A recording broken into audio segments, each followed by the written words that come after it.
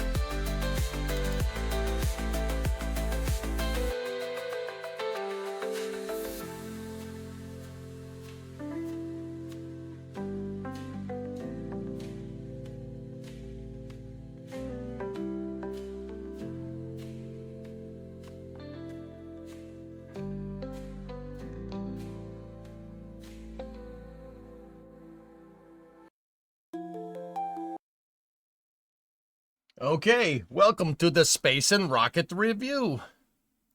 You two girls, tell your friends. Space and Rocket Review. Yeah, I got that. Just compiling up some Linkarinos here. Week 2 review. Is that Fireflies for Blue Ghost? Killer. Yeah, I have that already. I have that.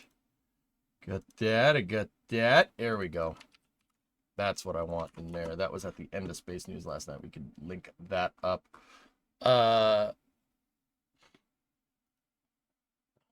Okay. Review of tubes.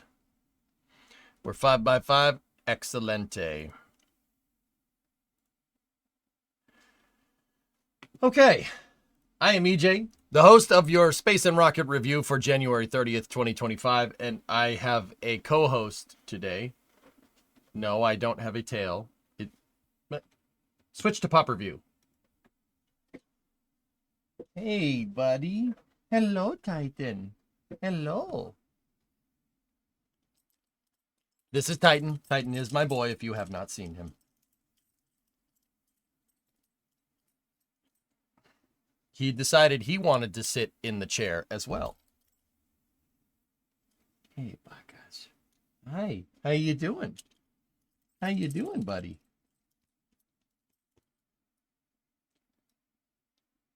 What are you doing? Space News? Is it Space News time? Is it time for the Space and Rocket Review?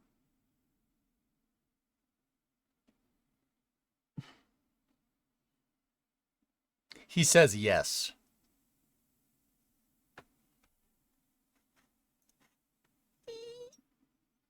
What? Good boy. Chat. Hold up. What am I supposed to do with this? So, Bree is out on errands, so we have Titan with us right now.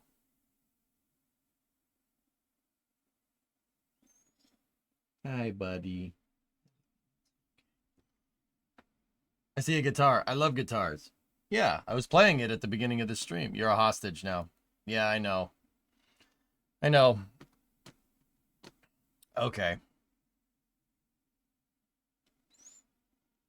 Oh. Here, I'll set up your bed for you down there. Hold on.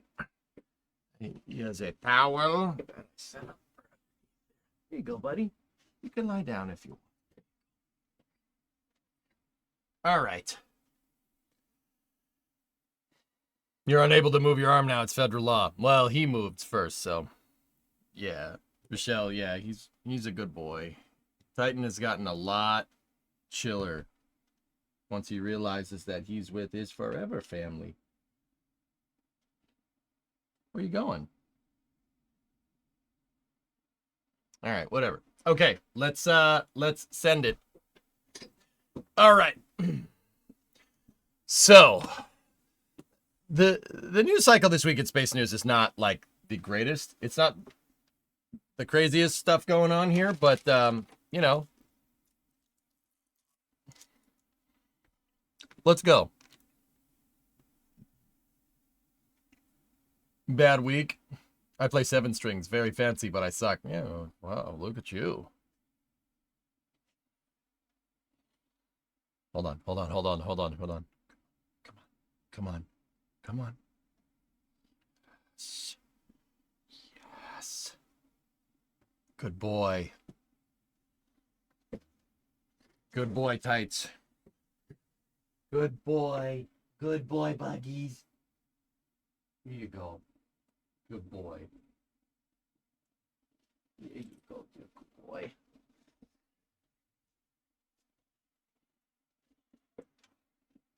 He is the goodest of boys. Okay. Lie down. It's good. Go ahead. Okay, so let's get to it.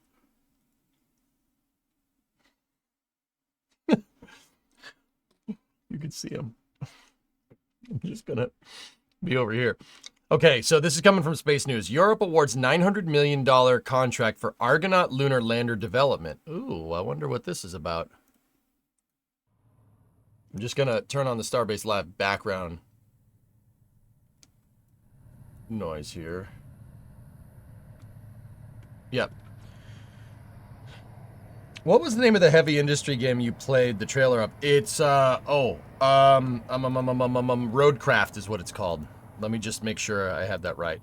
Roadcraft, it, it Roadcraft looks like I'm gonna need some time to play Roadcraft.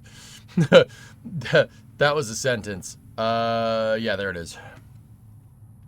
Yeah, it's, as far as I can tell, it seems to be made by the same people that made SnowRunner and MudRunner. Only instead of just hauling stuff around, you can actually build roads and whatnot. Yeah, so that's pretty neat. Anyway, so Argonaut lunar lander development. What's this? Thales Alenia announced a contract. So this article is coming from Space News. It's Jason Rainbow over at Space News. Thales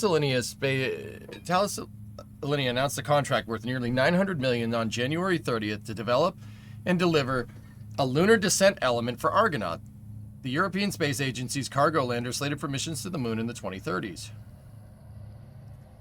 Ah. Contract includes mission design, integration of the LDE, which would be responsible for transporting and landing the spacecraft on the moon. The LDE would be joined by an adaptable interface element designed to support a wide variety of cargo and scientific payloads. Thales Alenia, a joint venture between France's Thales and Italy's Leonardo, said Argonaut's first mission is expected to deliver navigational and telecommunications payloads, along with an energy generation and storage system supporting commercial European exploration of the lunar South Pole. The European Space Agency is also positioning Argonaut, which is a capacity of approximately 2 metric tons of cargo, as a potential asset for future NASA Artemis missions. This new element of the Artemis program will facilitate long-duration human lunar exploration missions and be crucial for enhancing European autonomy in lunar exploration. As part of Artemis, NASA directed SpaceX and Blorgen last year to develop cargo variants of their human landing system landers. Cargo variants, okay. Capable of transporting at least 12 metric tons to the lunar...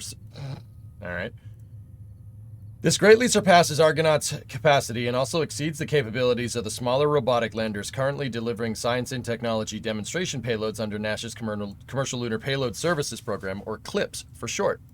Thales Alenia emphasized Argonaut's versatility with an interface designed to support a wide range of missions. According to the company, the lander could carry supplies for astronauts, deploy rovers, host technology demonstrations, support lunar resource utilization, and accommodate a telescope or power station. Interesting. Going to talk all about that crash at DCA. No. No. No, it's gruesome. I don't want to talk about it. No, absolutely not.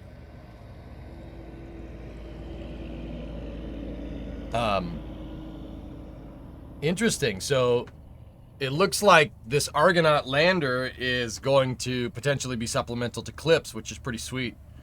And that picture actually makes it look kind of, that's not a small lander either. I mean, don't get me wrong, it's no Starship. I love how they put Gateway in the background. Yeah, Edman, I'm not, I don't, nope. Nope. Hard no.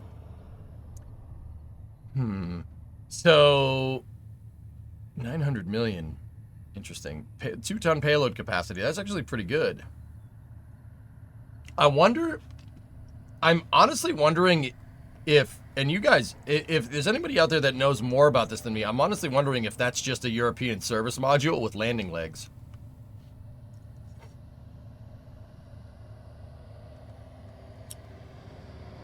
Just curious. It looks like kind of about the same size as the ESM, the service module for Orion, just kind of in lander form. Interesting. Interesting. Okay, next bit here. What else do we got? We got something from space.com. SpaceX and Vast Space are looking for research ideas to fly aboard Vast's New Haven 1 space station. Cool. Josh Dinner. Vast. Oh, look at that.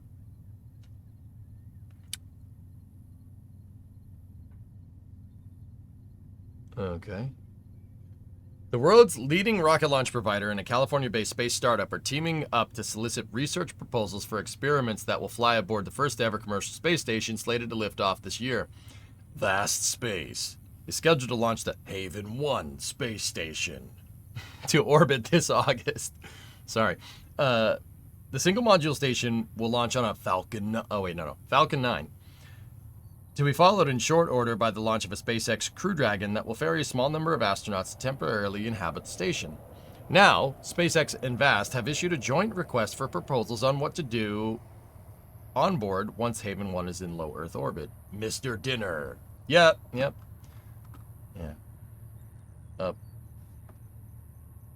Bree is calling. Can I help you? Yeah. So Petco doesn't have the ice melt that they had. You're on stream, by the way. That's fine. Okay. So I was looking on Amazon, and you can get a 35-pound tub for $75 delivered Saturday. Of ice melt. Yeah, that's pet safe. That's the problem. What we have is not safe for his little tootie toes.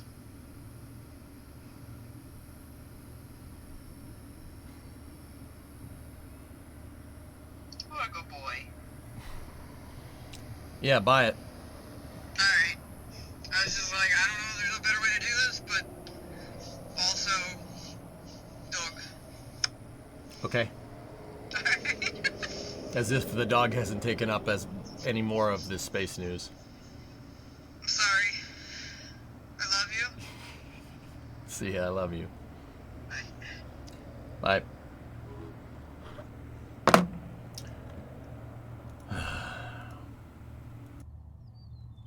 Anyway, Matt, you know Mr. Dinner?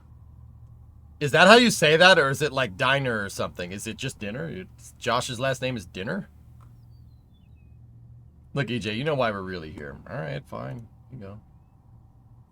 The green screen lights are kind of splashing out a little bit, but whatever. Can I get one too? Yeah, sure. Yeah, it's dinner, like the meal. Whatever. Look at this boy. Yeah, I'm here for the news. All right, fine, jeez. Jeez, that thing is a little bit of a tight fit, don't you think? Oh, my goodness. Wowzers. Josh is a good guy. Usually see him at KSC and Starbase. The thing is vast. That's going to be on an expendable booster? Dino, I don't think so. They'll probably do a drone ship landing with it if I had to guess. That's a Falcon 9 fairing, yeah. They'll probably do a drone ship landing with it. Space station modules aren't like ridiculously heavy because a lot of the space inside of them is hollow space. So they're not as heavy as you might think. Like maybe just a little bit more than a Dragon capsule. Like despite filling up the entire payload fairing, it's actually not too bad. Hey Bulgos. Hi buddy.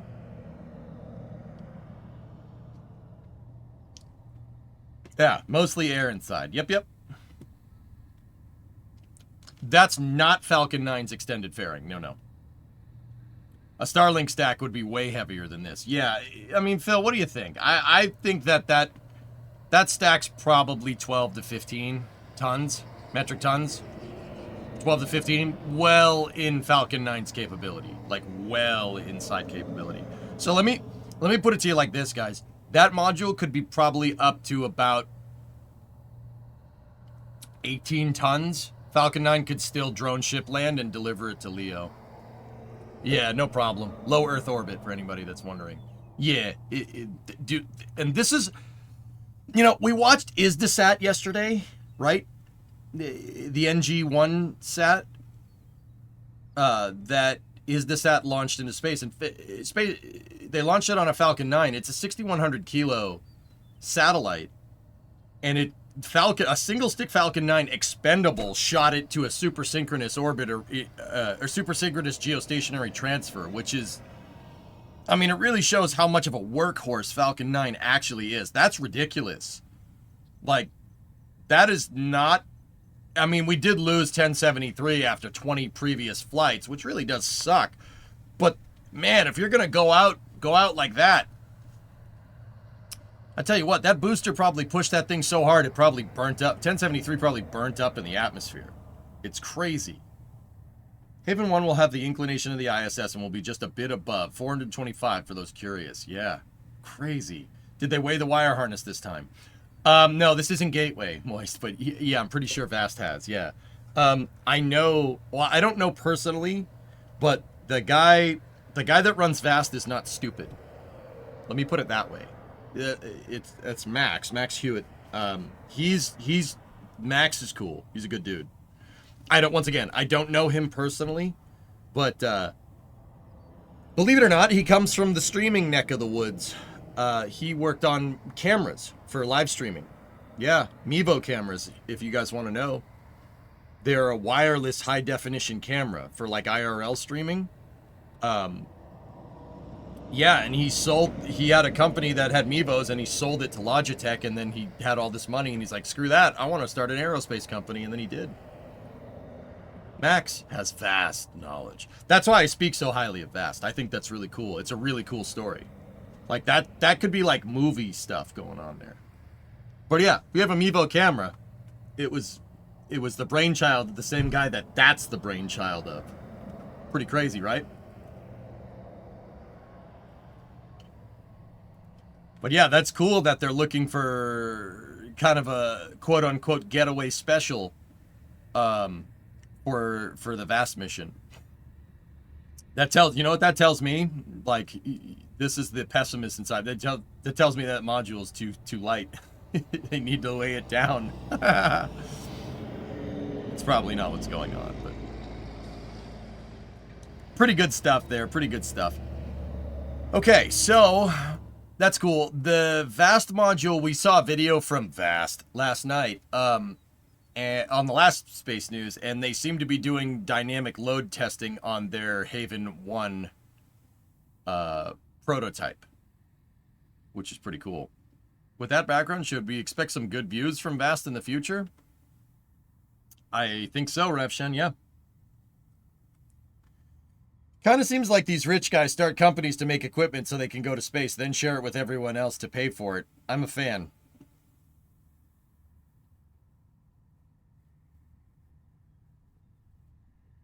I mean, yeah.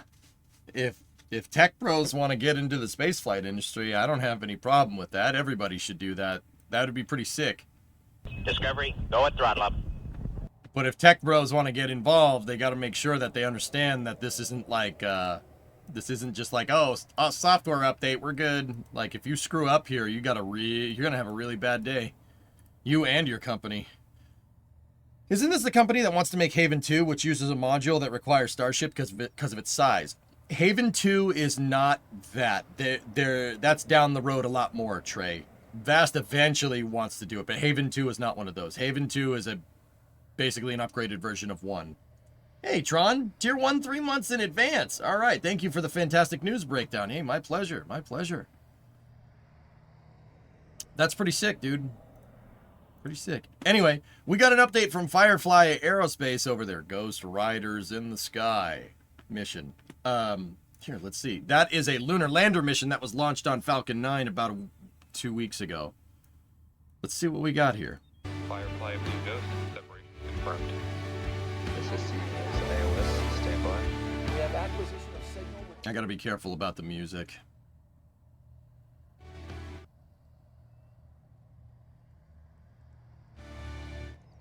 Okay.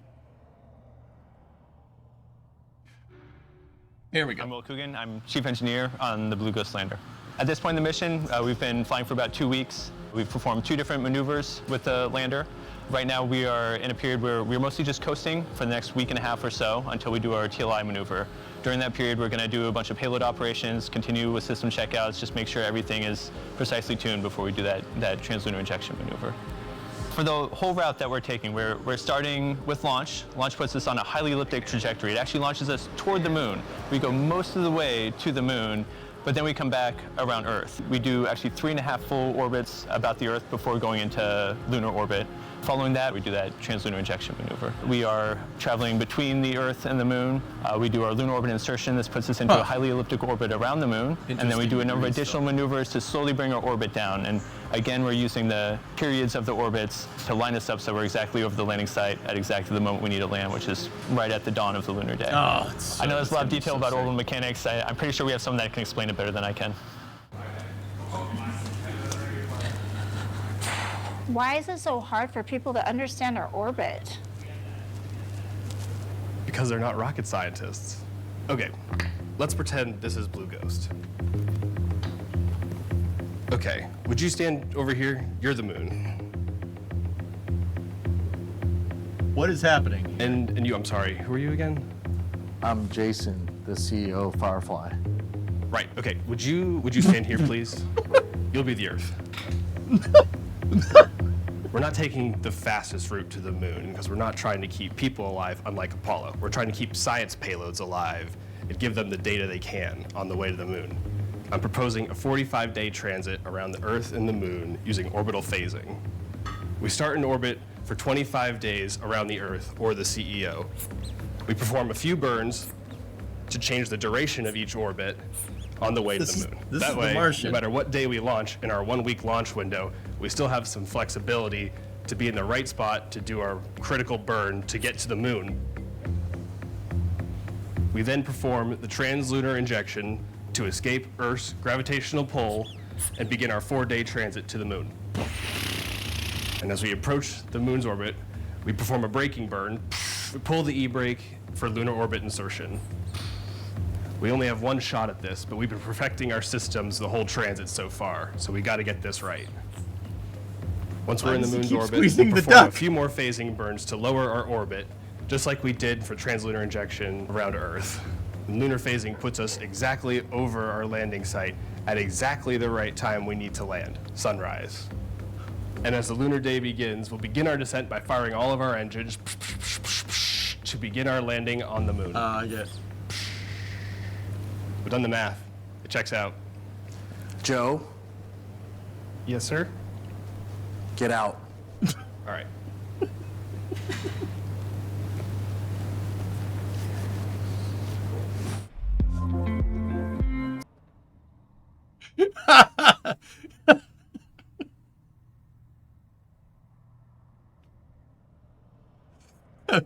That was a great deadpan. That was pretty good. Get out. All right.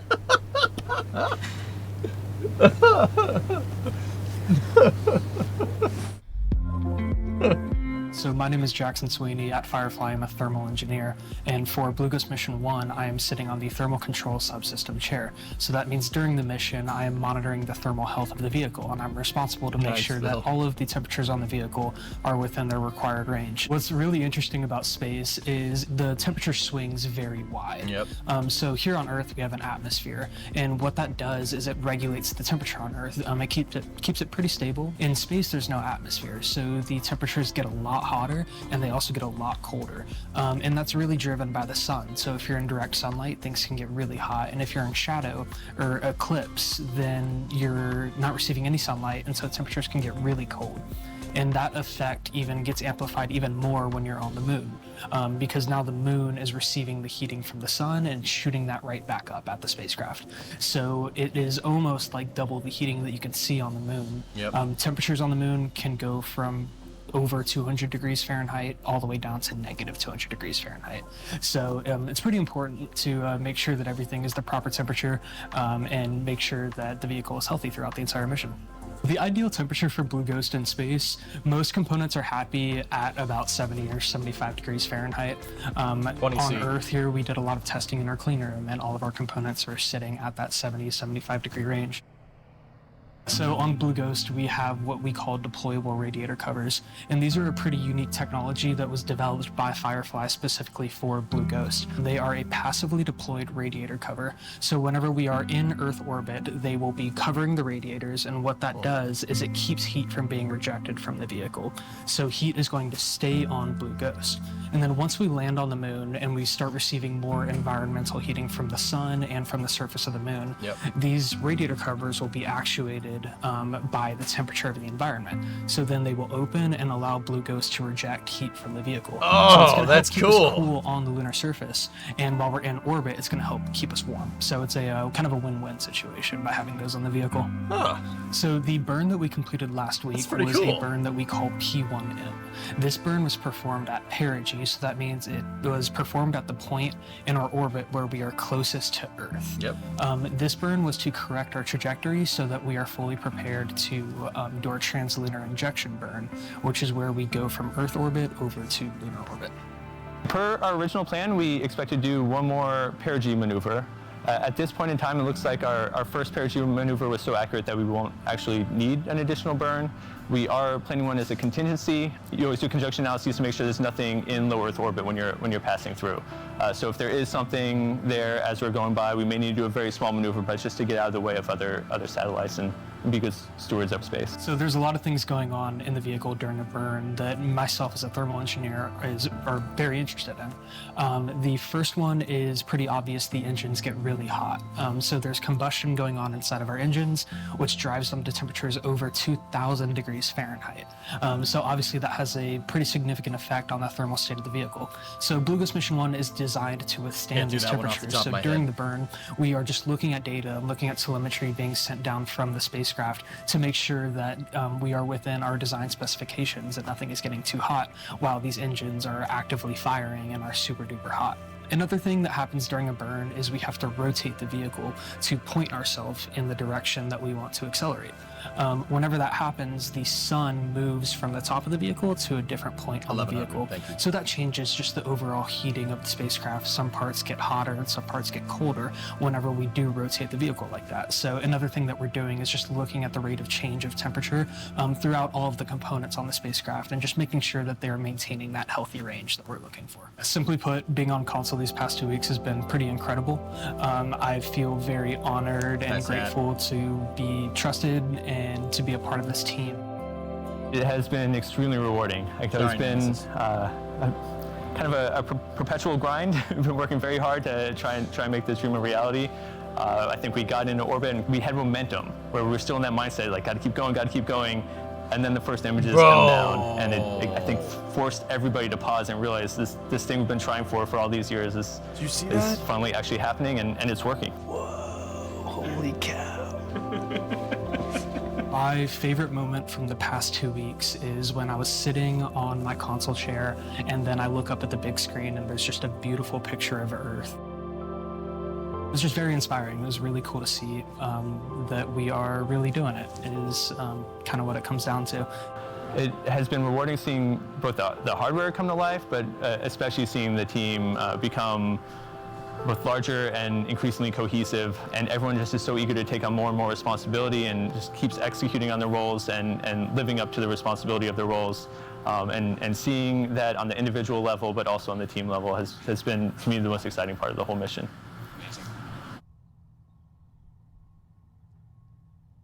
Dude, that's cool. I love these updates that they're doing. This is fantastic.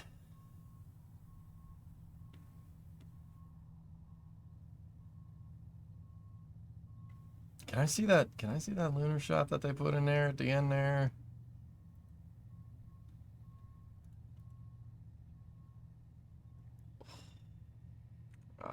Bruh.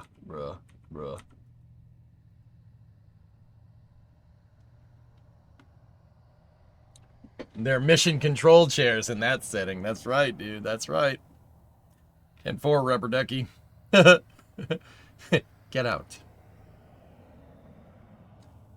Where's that dang old lunar shot that they had?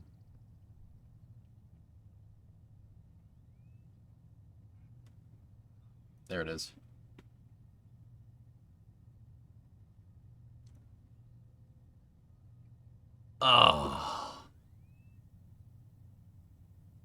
Oh, that's nice.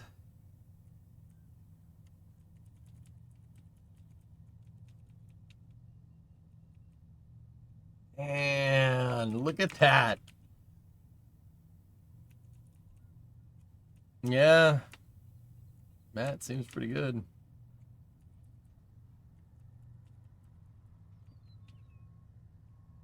What's the dot? Planet? Perhaps? Could just be something on the lens. Dude.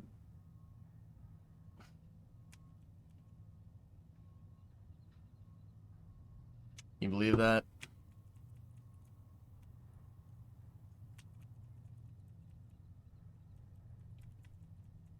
That's nuts, man.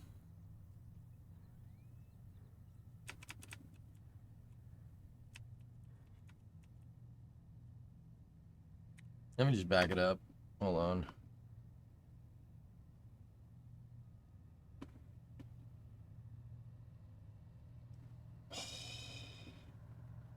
Dude. Did Trevor ever say we was going publicly? I don't think so, Dean. No. Reminds me of the views of Earth from Artemis 1. Yeah, dude. That was an awesome video. I'm super, super, super, super pumped to watch that. That was sick. Would you just look at it? Would you just look at? Would you just look at? Would you just look at it? Consideration, right? You know, I'll go down. You still do it. Park that 7. Park that. Look at that. Look at this. Look at this. Look at that. Yeah. Look at this. Would you just look at it? Fucking Bassmaster. Yeah, look at this. You know, when I see a car like this, first thing I do is I say, would you look at this? You know what? Would you look at this? Would you look at it? Would you just look at it?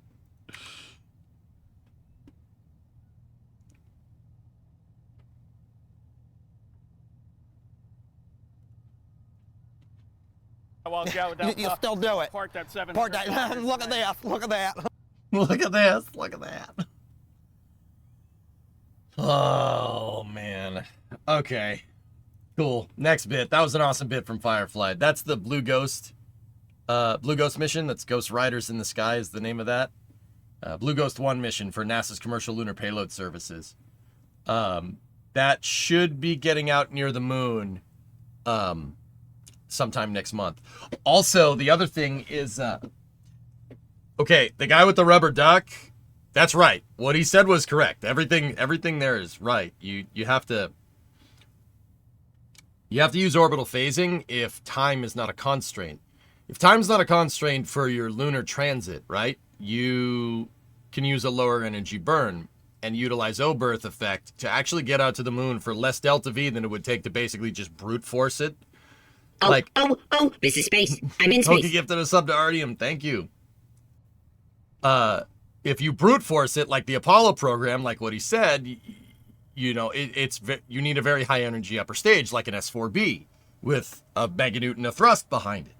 Blue Ghost does not have that, right? So it can afford a lower transfer, and it doesn't have people on board. Apollo needed to get out there quick because life support systems don't last forever. So they had to basically send it out there quick and bring them home quick before they ran out of oxygen. Fun fact. This is space. Would you just look at it? Yes. Yeah, look at this. You know, when I look at this. Look at this. Look at that. Would you just look at it? Oh, would you look at this? Oh dear.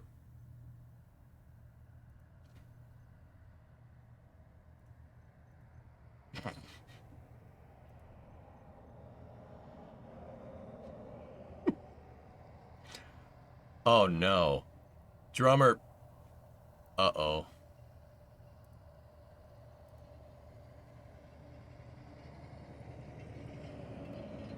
Drummer posted a short. Oh balls. Oh balls. Okay. See what's going on here.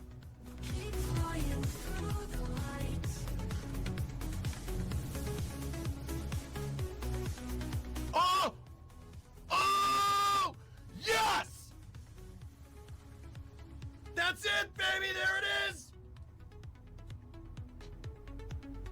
Oh, shit.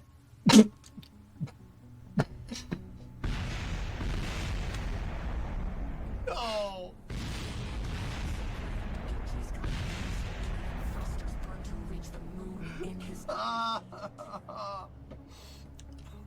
I breathed and it tipped over. Oh, man.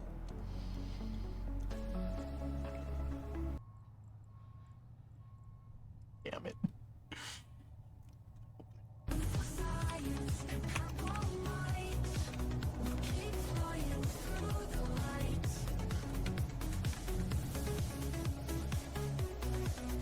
Oh! Oh! Yes! That's it, baby! There it is! Oh, shit!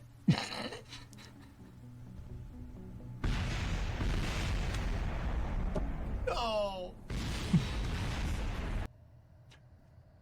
Purple is a roller coaster of emotions!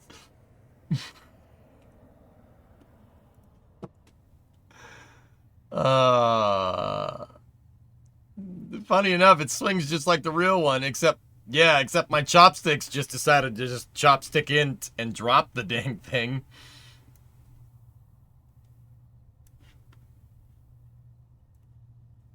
Dead, baby, there it is! It's like Chunk. I got it! I got it! I got it! Don't got it. Hope it wasn't a deposit bottle.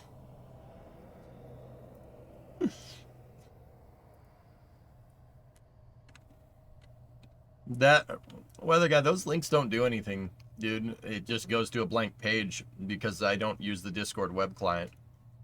They became drop sticks.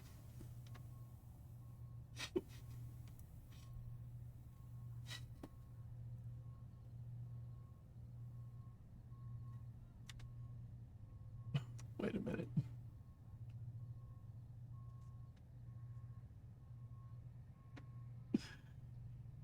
Oh no.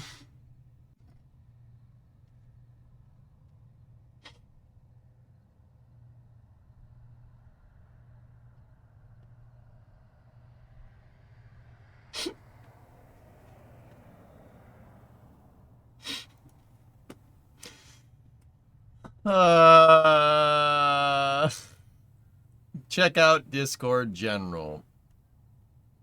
Okay.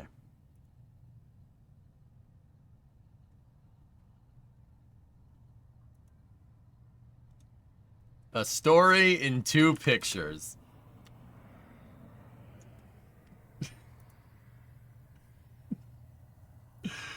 Oh no.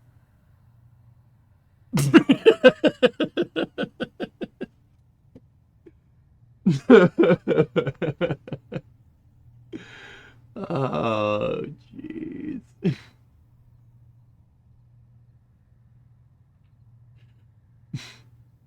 How it started, how it's going.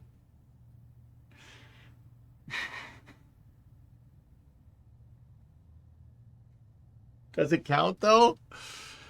I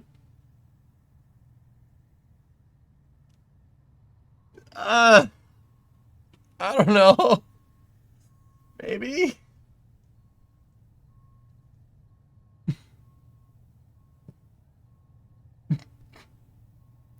Damn it. Oh, it's so upsetting to look at. I had that thing slipped into the pins. You know how freaking difficult that was, man? We'll add the low taper fade to it, and we'll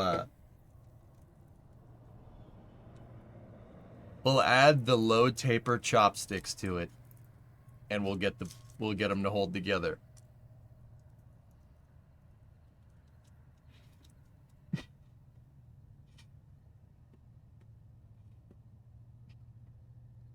Okay. It was going so well. All right, next bit of news. What else do we got? Rocket Lab. Our latest Archimedes engine is on its way to Stennis Space Center for engine testing. Minor tweaks and iterations have resulted in about 200 kilogram mass reduction, 440 pounds. and simplification across its components for reliability and improved manufacturability. Join the team building, testing, and operating our next generation reusable rocket.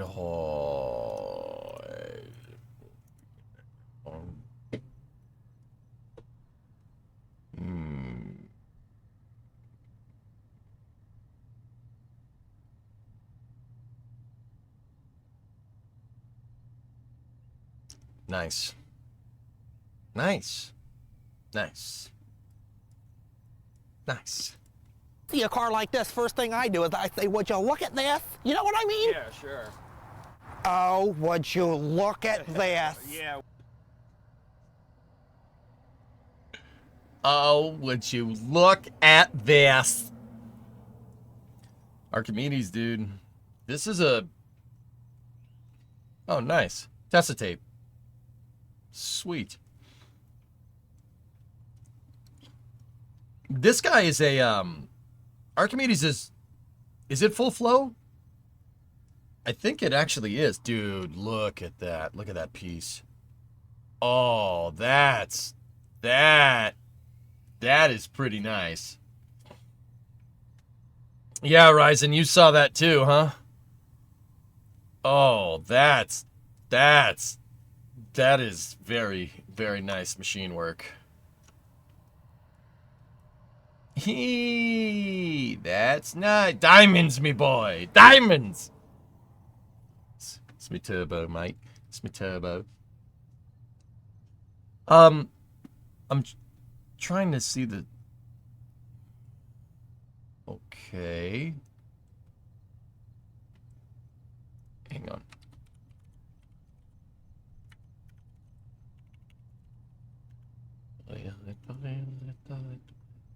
Liquid fuel, burning liquid methane. It's an oxygen-rich stage combustion. It's not full flow. Okay. Yeah, that thing's that means this thing's gonna get really hot, actually. Oh, dude, look at that! Look at that. So I'm trying to look around, see what we can see. So there's your mount. That's the mount for the gimbal right there. I'm not sure what that thing is. It could be your main valves. Could be your main valve right there. So that's your oxygen preburner right here. And then there's your impeller for your methane. That's the inlet hole.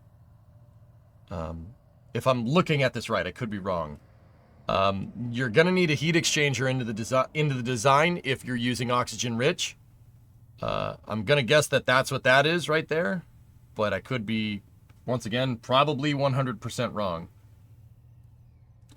It looks like a servo motor on top. It could be a servo motor driving a valve. It is transverse to your LOX impeller right here. And it looks like all this is on one shaft too, which is actually pretty damn impressive. Zenith is full flow stage combustion. Yeah, there you go. Yeah. Would you just look at it? Yeah, you want to freaking look at that. What do we got over here? Valves? Yeah, there's some valve action going on over there.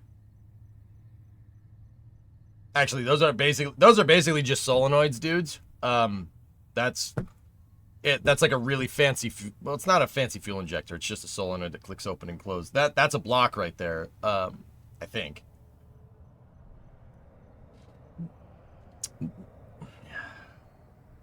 That's for the nitrous. Yeah, that's the idea. But it's probably not for nitrous. It's probably for the pneumatics for starting this thing, if I had to guess. Hey, look. They got another one of those things over here.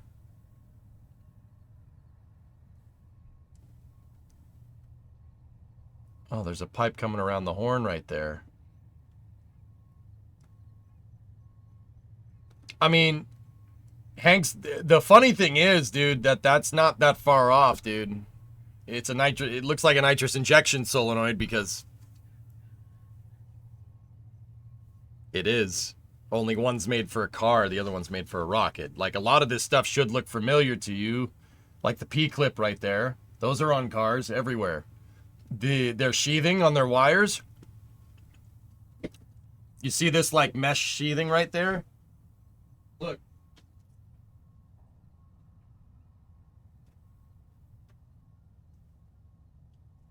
Oh, of course I can't freaking find it when I want to show it to you. Damn it! Ah, I have. It was right here. Dang it! Whatever. Oh, take the bears. Come on, buddy. Come on back in here, Bugs.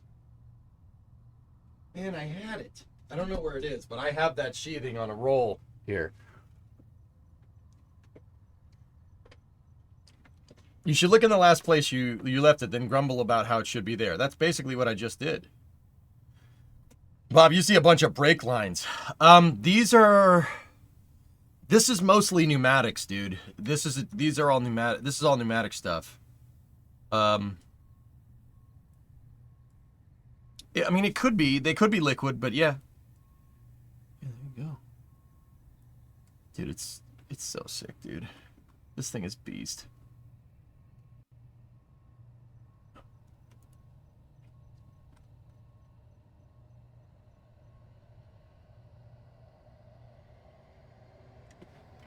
Yep, Titan is here with me. I have him. See?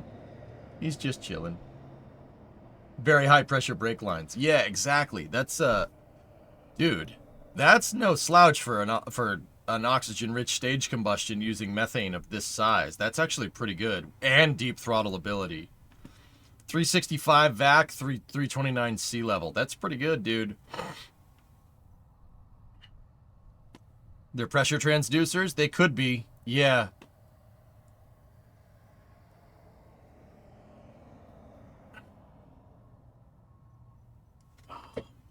See, like, the reason how I know that this is mostly pneumatic stuff is because all the stuff that's liquid, that's moving liquid around, is all insulated. Because remember, you're using fully cryogenic propellants. The only things that aren't really insulated is the stuff that's going to get really, really freaking hot. And that doesn't necessarily mean that these aren't going to be moving gas or whatever, or liquid, but that's generally the case. Anything that's moving liquid because it's cold, you want to keep insulated, because outside in this area here, it's going to get really, really, really warm. But see that sheathing? I have this sheathing in my garage for when I need to wire things, which is super cool. And this looks all Tessitape wrapped. That's all. And then, yeah, heat shrink. And zip ties. Look. Freaking space zip ties, dude. And a ton of P-clips over there. It ain't that far off, dude. Super freaking cool, though. That's a thrust vector control mount right there. See that thing? That's where one of the thrust vector actuators would be. It would be right here.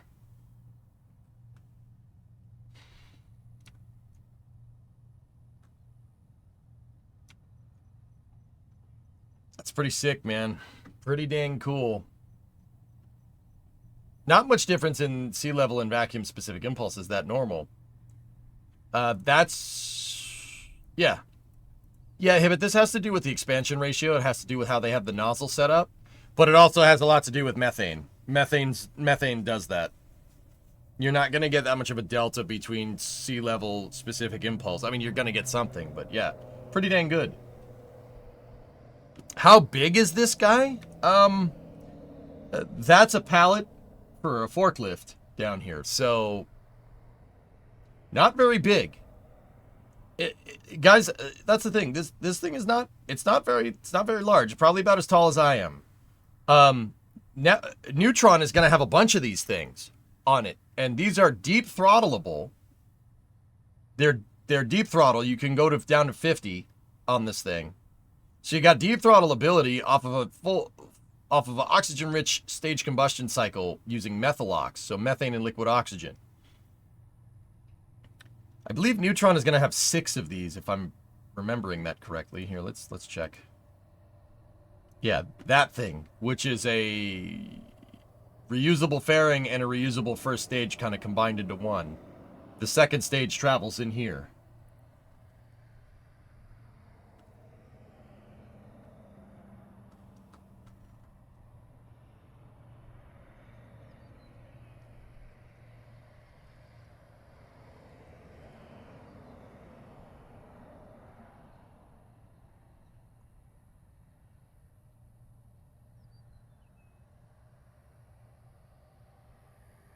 Interesting.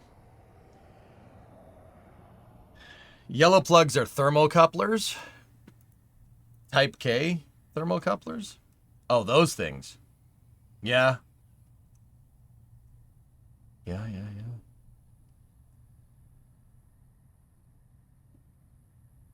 Dude, it's freaking machinery pornography looking at this thing. Hey, Dak, what's going on? I think, yeah, maybe it might be, I don't know. Let's just check. Rocket.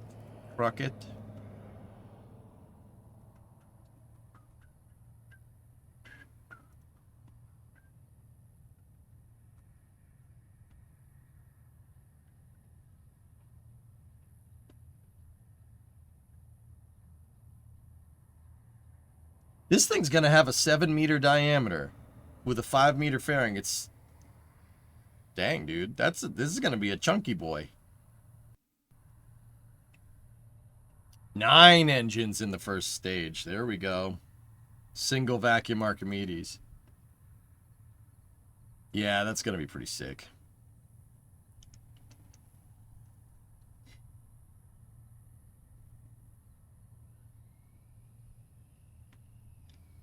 How can they control turbine speeds that precise on deep throttle from full to 50%? That's wild to think about.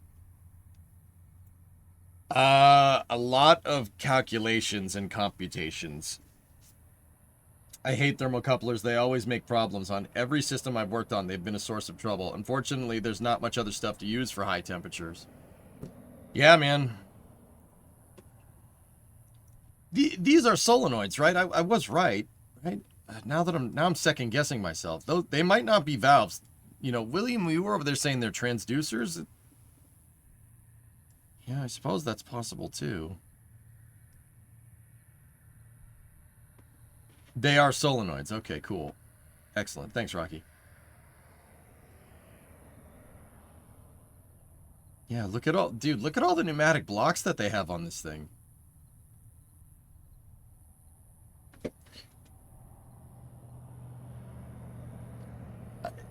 I can't really see. It's something that begins with an M. Those are hydrocoptic Marsal veins. To my eyeballs, those do not look like thermocouples. The plastic yellow squares are TC connectors. Interesting. That's a zip tie. Enhance.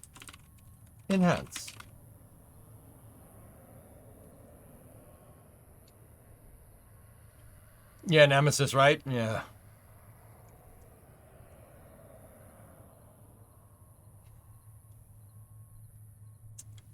On the left is a thermocouple. Is it that frickin' thing?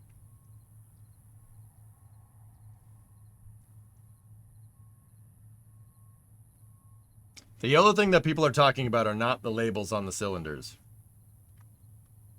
Yeah, that thing. Dude, look at, they're using P-clips for days. They're using one P-clip to locate a line with another P-clip. See that? With a screw and a washer. Hey, whatever.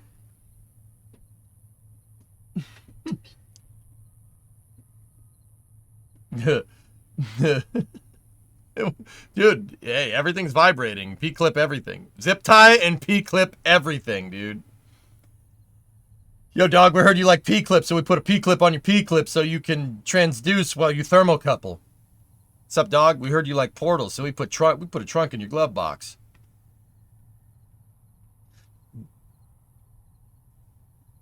Near the center of the picture, look for a rod coming out with a maroon, red, brown thing.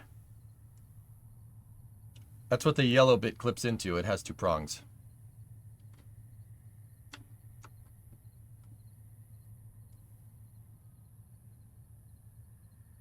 Eh? I have tons of V-bands, so you can put V-bands on your V-band. You want to give me one, Nemesis? Like, could use one. Yo, you got any games on your phone? Up a little and to the right.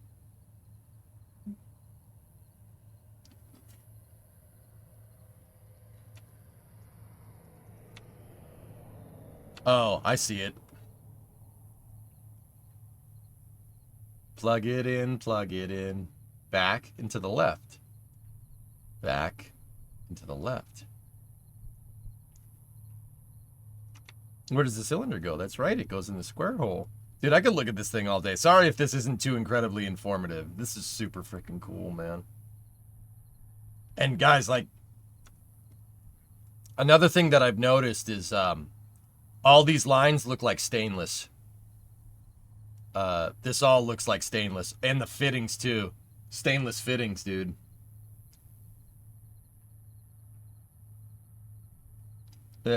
Yeah, that's all stainless stuff, dude. Very nice. I mean, this is first thing that pops into my mind. You're using stainless steel lines with stainless steel fittings is money. How do they handle the side fumbling? With hydrocoptic nozzle vanes. See them? They're right there. Expensive. That's the plug for the pipe. This is your inlet right here for your methane. If I'm looking at this right.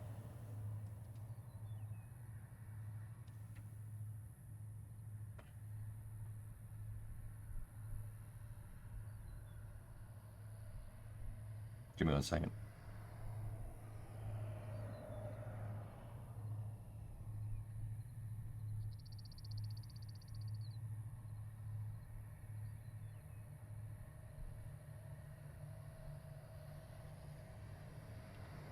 Give me 1 second. I'm talking to my buddy.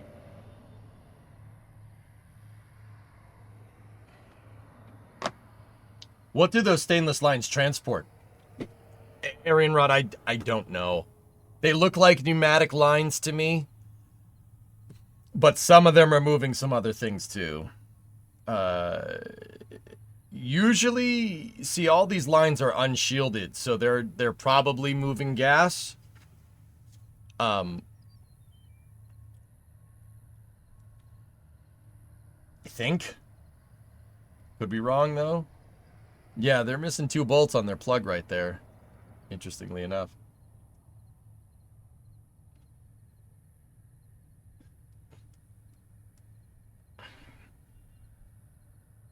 But they could also be moving liquid too. These could be chill down lines as well. They could be a bunch of different things. It's really hard to trace the plumbing. I don't really know what any of this stuff is. Like, I can tell you where the impellers are. And I can tell you where your turbine is.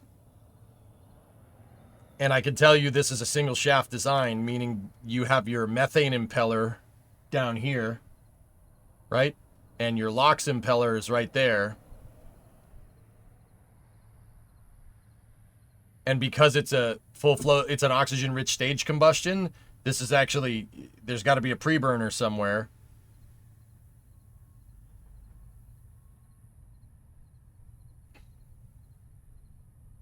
Crazy.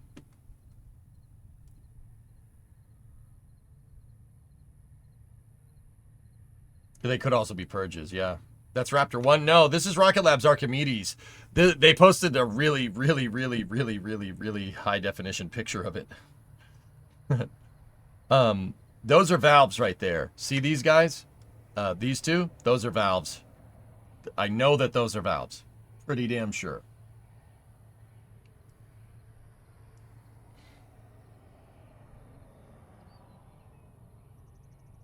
T-type goes to minus 250. Yellow K-type go to minus 200. It appears the red thermocouple is for cryogenic temperature measurements.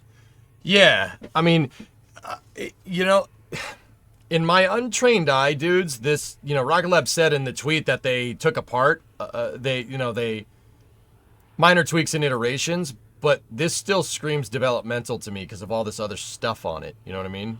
If it looks like a Christmas tree, it's probably a DFI engine. Developmental flight instrumentation motor.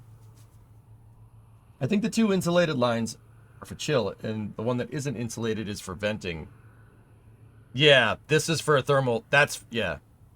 See, and Rocky, that's what I'm talking about. There's your valves, and your valves dump right to the vent. One of them is a tap. One of them is tapped off of this pipe right here. And the other one's tapped off of your heat exchanger over here. And that tells me that this is your main valve right there, and those are your chill down valves. That's another main valve over there as well. That's what those things look like to me. They look like an electric valve. Or it's a coffee machine, Kuro. Either one.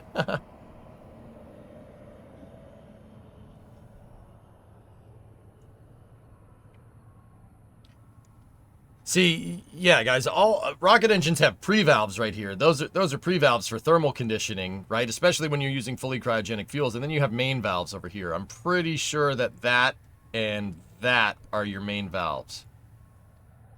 You need something beefy to be able to start and stop the flow, particularly when you stop, or else you'll hydraulic hammer your turbine machinery, which is bad. That's bad for it.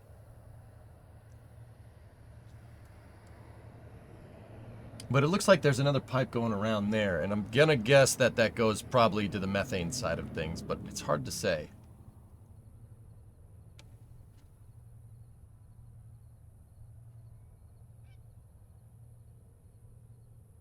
Nice, Archie.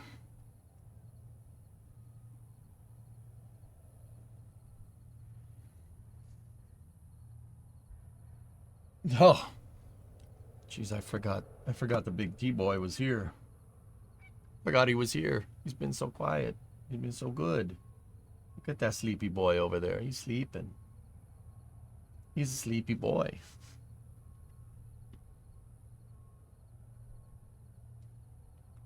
Actually, it looks like the label is red, so methane.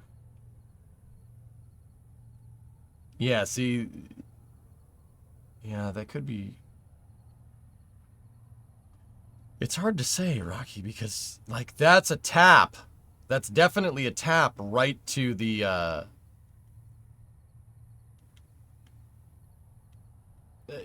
this is coming from your LOX impeller, right? It's going from the impeller down here to the preburner.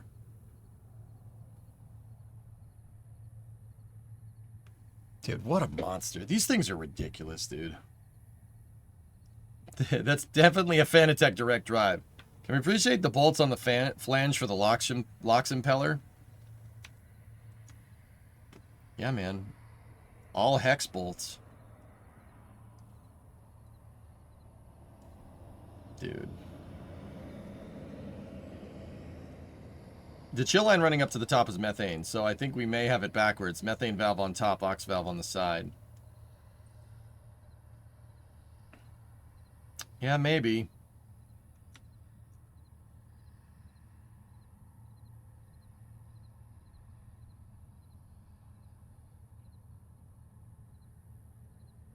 You know what? I'm going to do a deep dive on one of these. Got to figure it out. We'll figure it out. I'll have more for you later. All right, let's keep going. So this is coming from Blake Shull, who's the CEO of... He's the CEO of Boom. Boom recently used their XB-1 test plane and broke the sound barrier with it. Looks like he's posting some highlights since their last meeting. This is a business meeting here. Headline since last meeting. Highlights. We broke the ducking speed of sound. Lowlights. Stuff got a little warm. Telemetry held on by a hair. Yep. Okay. Okay.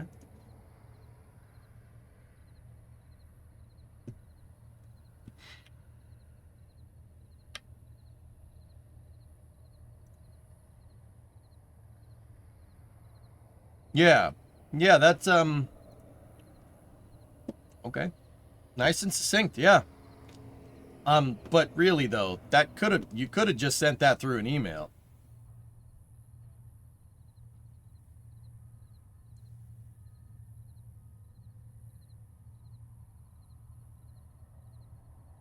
Too real? Too real? Too real? Too real. Okay. Alright. So I thought that was kind of funny. This could have been a 3-hour PowerPoint. It could have. Yeah. This is why we can't have nice things. Yeah, sorry. All right, guys. What else do we have here?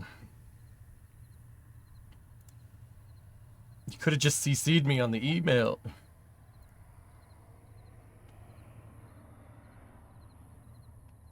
Hi, how is Doug? I have one more run to make.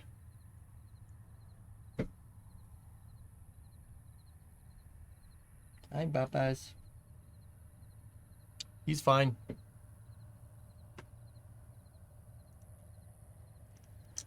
Okay. The next bit here has to do with this. Not this, I wish, but that over there too. Check this out. So this is from the NSF Boca Chica permitting thread here. So this is on the NSF forums.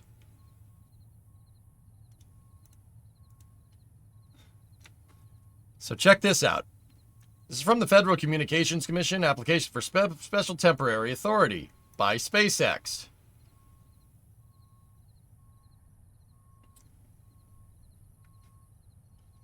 This STA uses information from the previous grant 2124 EXST 2024. This STA is necessary to authorize Starship Test Flight 8 vehicle communications launching from Starbase, Texas. Applications includes a suborbital first stage booster and a second stage trajectory. Trajectory data will be provided directly to NTIA, USAF, and NASA. Launch Licensing Authority is FAA Office of Commercial Space Transportation. Purpose: launch vehicle communications for Test Flight 8. Operation start date: February 24th. Operations end date: June 30th. So that gives us a net February 24th for Starship Flight 8. Oh boy. Now keep in mind this is just the FCC permits. What these are basically to operate, it's a permit for operating Starship's antennas during the flight. So, you know, all the antennas for telemetry and obviously Starlink for it. Can you go up? Did that say Hawthorne? It was the address for the person that communicates at SpaceX with the FCC.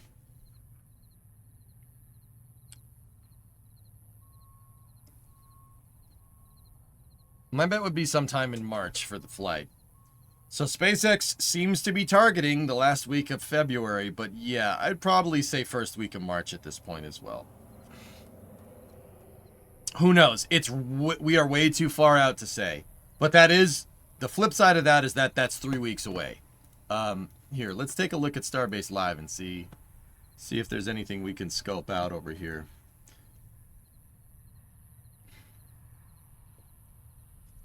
These turnaround times are just insane. Yeah, they are pretty good, dude. They're pretty good. Yep. They do have the chopsticks installed. They don't have the hydraulics installed, though. But there was a dude welding up the drawworks pretty much all day today.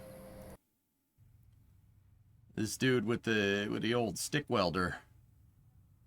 Actually, is he using a stick welder? What has he got there? What do you got there? What do you got there, guy? That's absolutely a stick welder.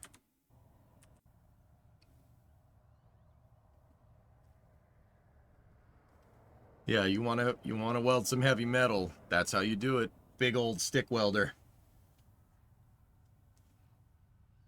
That's cool, man.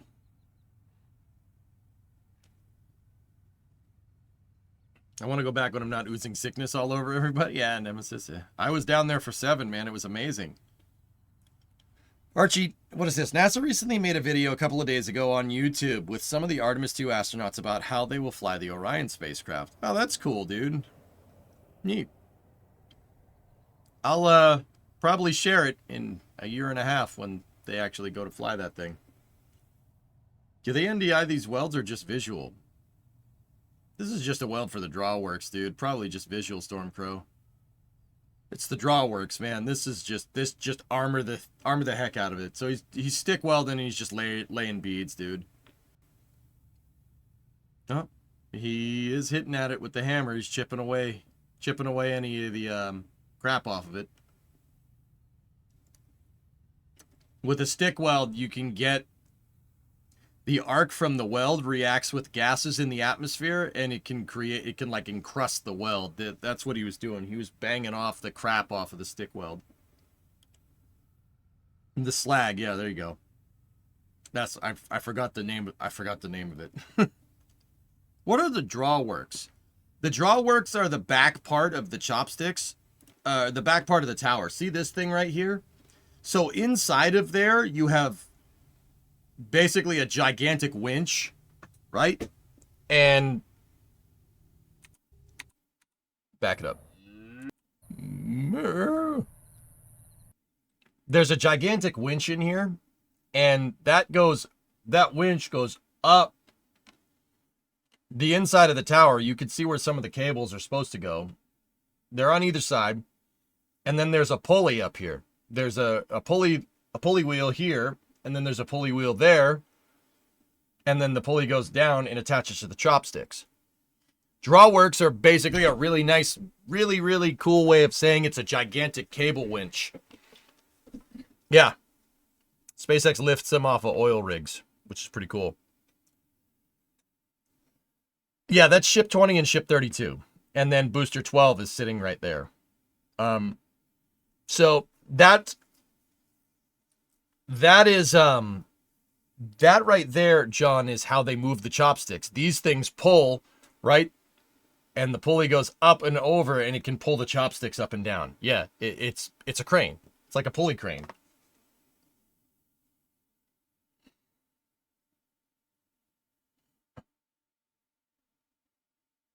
Oh, you're Nemesis. I got it. No, I didn't get it, Nemesis.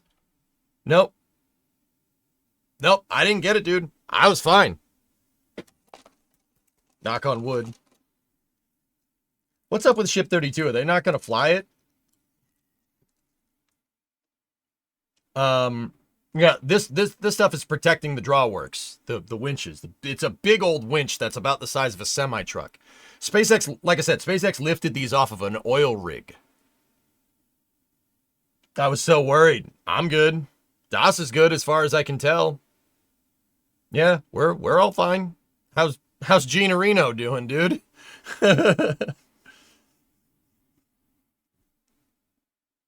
You were so worried? Nah, it's fine. It's fine. It's fine. He's on a boat. Oh yeah, that's right. He went on the cruise. That's right. From appearances, it looked like the winch method worked pretty well on Tower A. Yeah, well, Tower B is the same thing, dude. They just, yeah, it definitely works.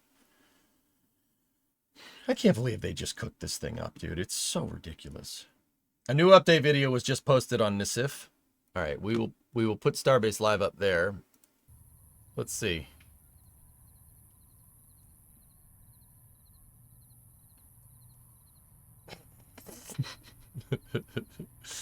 Oh, new zip ties. Hell yeah. What else we got here? Anything good? Nice. Nice. All right, let's go. NSF. How much weight? All of it. Nisif. Yep. Yeah, now you can see who I'm watching on the old tubes here. And then there were two towers. Oh, yeah. Starbase Summary coming up January 26th through the 29th, 2025. Dude, look at how big that Kicking damn it thing off is. Look at the people on it, dude. with Are you kidding me? for pet. Also, we got a Camaro right there, and looks like an F450 right there, boy. There they are putting up all the rigging. This was before we started streaming. Is the Buckner crane. Dude, telescope. They got the telescoping crane. These are the, this is the catch rail that we were looking at when we were playing Kerbal a little bit earlier. There's the catch rail. And dude, look. See how this is all mounted? This is the close-up shot that I wanted before. Look at how the catch rail moves. It moves on struts that are attached to the outside rail. You see that? So when the booster pushes down on that catch rail, it actually bends the chopsticks in just a little bit. Interesting. And also all the gusseting that they have on this thing. This thing is Strong. Lord of the Rings means to move one ring to rule them all.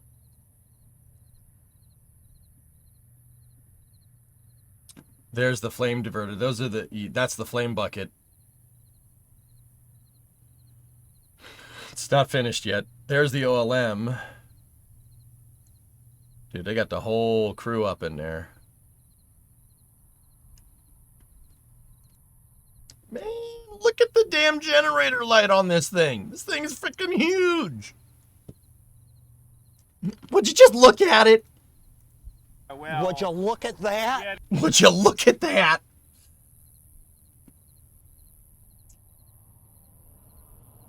Those are the water pipes for pad deluge there. See all of them?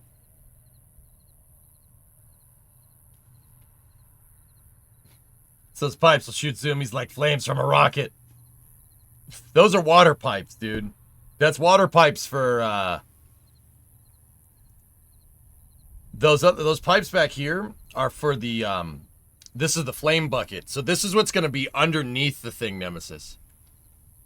You need to run water through it because whatever you put under something that has 15 million pounds of thrust, unless you spray it down with water to dissipate the energy, you're going to lose it. So all these are kind of, I don't want to say they're brazed together, but they're pretty much brazed together. And then they flow water through them, and that water turns to steam, and then they shoot the steam out the sides. But they also look like zoomies. They absolutely look like zoomies. But also, kind of wish they were zoomies. That'd be pretty sick. Look at all these dudes. That guy's got the grinding wheel out. He's grinding down some of these welds because they're probably going to lay in another bead here.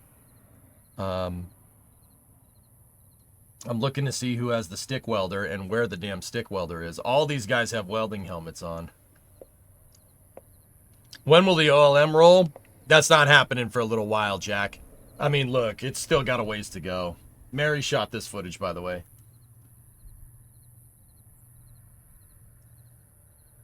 Oh, that guy's got a MIG welder. And look, see the propane tank? They got a torch, too. So, okay, little bit on industrial stuff here.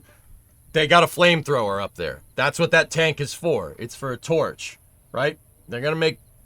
That's for heating up the metal. So when you go to weld it, you can. You sometimes you heat it up before you stick weld or MIG weld. Propane and propane accessories, boy. Tank test 16. Ship 34 upgrades could be getting installed later. Okay. Dude.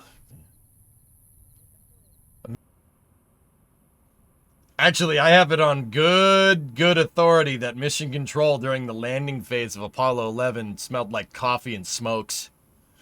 Charlie Duke told me that when I asked him. I was like, it's like,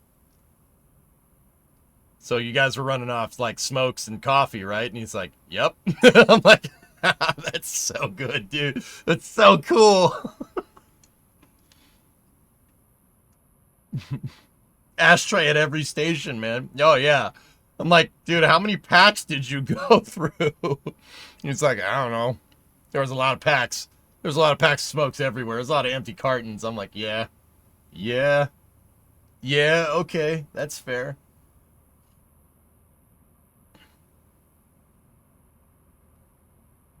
God, I love this stuff so much, dudes. And now it's Sin and Red Bull. The times haven't changed much. It's awesome. Imagine how crazy Starship launchers are going to look with the new trench. Yeah, Kai Fox. That's why I brought this up, dude. That's why I brought up this documentary, because this has a 70mm shot of exactly what we're talking about. Dude, that's what it's going to look like. When they get Pad B going, and this thing, Starship does its 33 engine ignition, it's going to look like this. Now, I want to just put this into perspective here for a moment, okay? Let's just back this up a little bit, right? Mute the sound for a moment.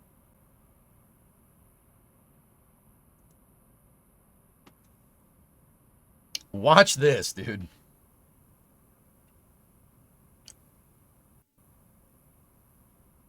So you can see flames. Look at the freaking flames. The flames are over here. All right, so the Saturn V is 35 stories tall.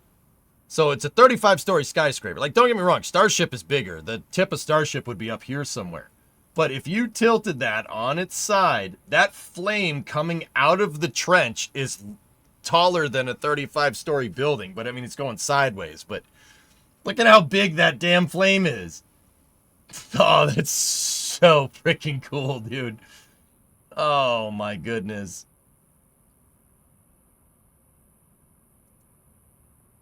I just need to see it one more time. You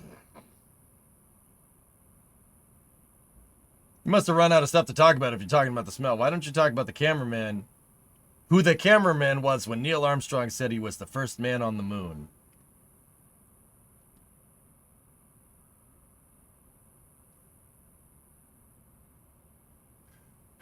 Roy, is this one of those times where you're like, ah, gotcha, you're talking about the smell. We never went to the moon. Is this what you're gonna do? I mean, if that's what you want to do, homie. That's what you want to believe. I mean, I could tell you that there's a camera on one of the landing legs pointed at the ladder, but you're probably too stupid to understand that, so it's all good. You do your thing. Just saying, I could show you the camera. You want to play this game with Streamer Man? I'm not gonna, dude, I ain't gonna take this crap sitting down, all right?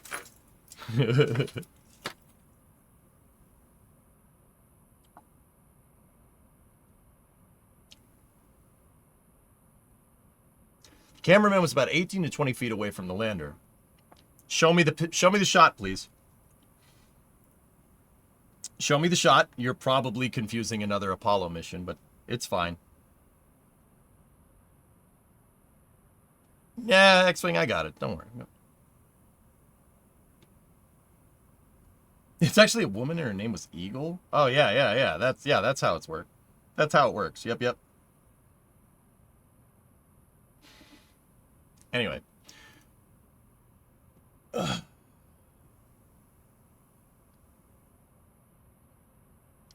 You can't show pictures in here, but anyway, I don't believe or just believe in anything. I believe in speaking English.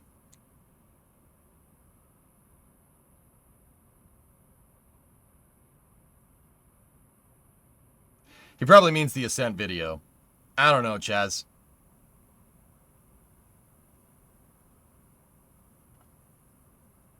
Could be. I mean, Roy, if you really want me to show you, I can show you, dude. I know a good deal about the LEM. But here's the thing, dude. Am I wasting my breath? Are you going to change your mind? Because I know how all that equipment works. I've only talked to the guys that built it many times.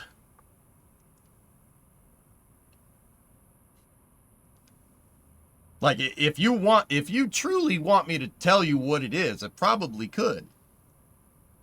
But the vast majority of skeptics that come in here are just trying to get a rise out of me. So that's why I was just like, frick off, get out of here.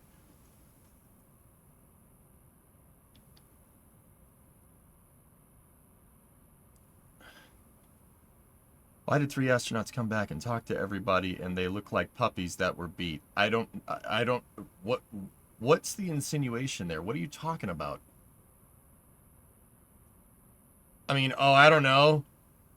You're basically sleeping in a gym locker for like 2 weeks straight. That probably had something to do with it.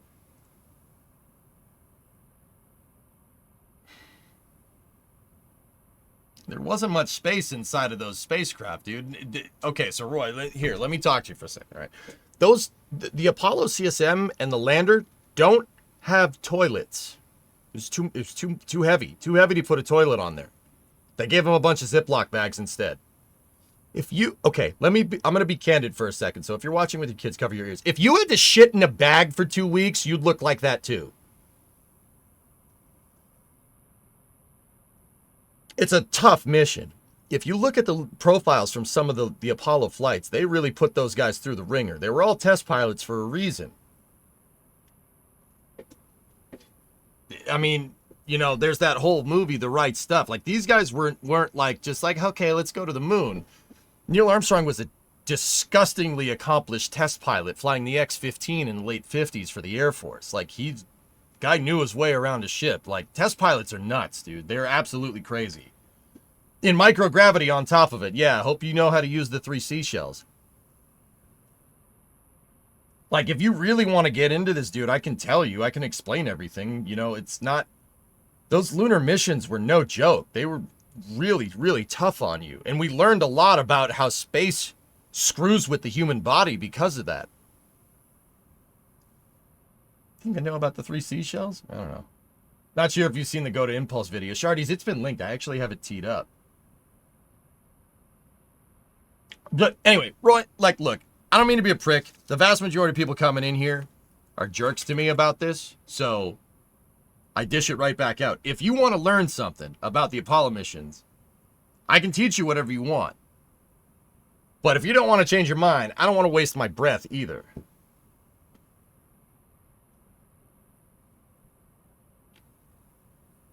Imagine the lunar mission.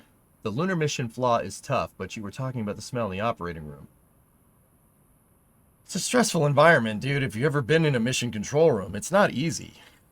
You have to take... They really had a lot to keep track of. Remember, the computers are not very the computers are not very good.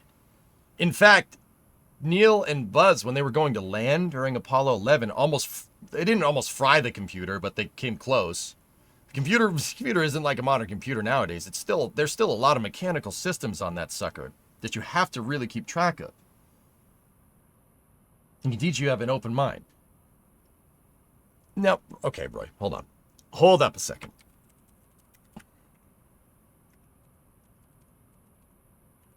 Are you talking about this picture? You talking about this one? This is the one that everybody's like, well, how'd they do that? Are you talking about this sucker right here?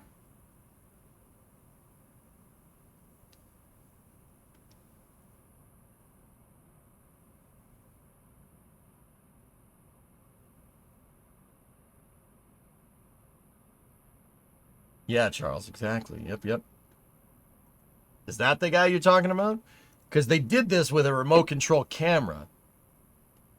They're using this as a relay to relay up to the CSM. And the CSM basically worked as a television relay station. It has a short band antenna that's designed for communicating with stuff down here on the surface, right?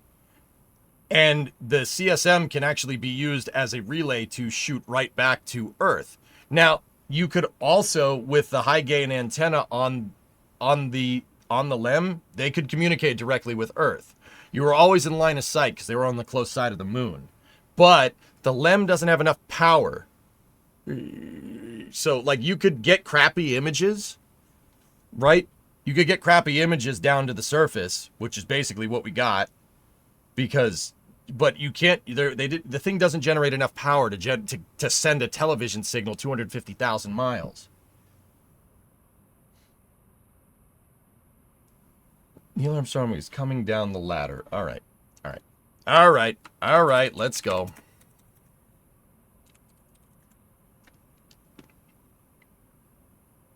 Let's see.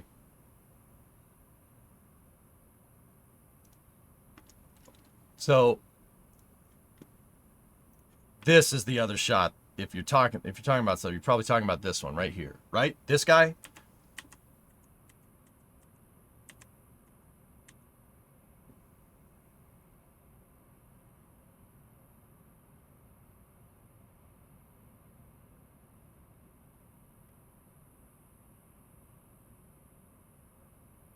You're talking about this footage right here?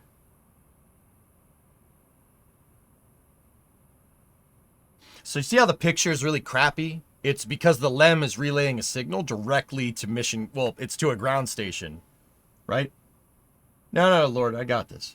I could show you where this camera is. It's on the LEM. It's on the lunar excursion module. It's on the other landing leg pointed at the ladder. That's the reason why the shot appears tilted, because the landing legs tilt out, right? So they just mounted it to the side and pointed it at the ladder. Here, I'll show you, dude. I got you. Look, this is the Lunar Excursion Module. The LEM. LEM for short. So, look. Now, the camera was on the other side. It's over there, right? First of all, this thing is super asymmetric. It's not very symmetrical because they only had enough room to basically strap a bunch of fuel tanks together with a pressure vessel, and that's it. This thing has to be super light. Mass is at a premium, but you can see there's the high gain antenna, and then there's your short band antenna, just like I was talking about. See the big one, the dish over there? That's how they could relay your signal back. That camera that you see in this shot is on the far leg pointed at the ladder. It's mounted right here. It's mounted right there, pointed right back at the ladder. But once again, it's on the other side, dude. Now, honestly, if this camera does move around,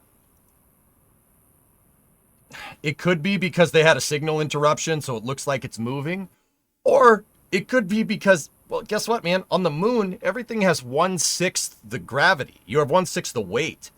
This LEM, which is 16,000 kilos. So this 30,000 pound lunar lander weighs probably about as much, the equivalent of like manhandling an automobile. So as he jumps off and he jumps down and lands on the lander feet, it'll shake the whole thing. Stuff moves around really differently on the moon. Roy, it's so much to the point where people think it looks ridiculous, because it is ridiculous, because we don't know what something looks like moving around in 1/6 the gravity. The Apollo missions are the only ones, right? And even then, they look a little funky, right? But yeah, dude, Neil and Buzz could probably move the lunar lander around. They could move it. It wouldn't move very far, but you could move it. Like how you could push around a car. Same idea.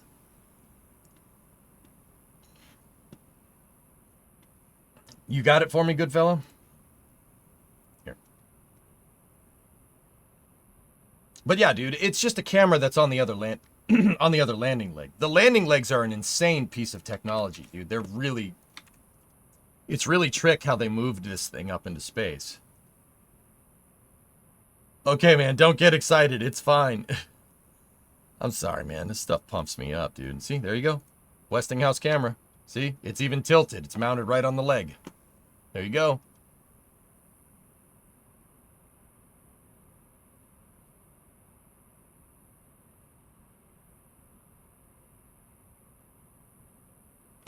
Any other questions, dude?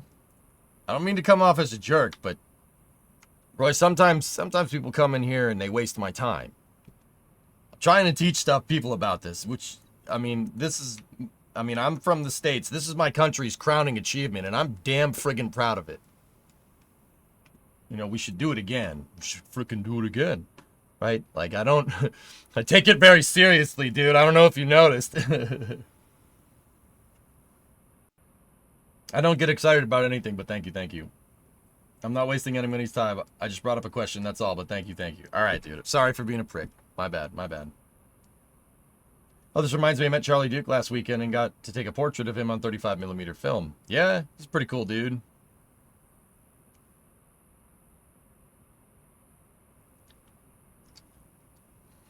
I have the Lego LEM set. It's behind me. It's actually over there behind the green screen.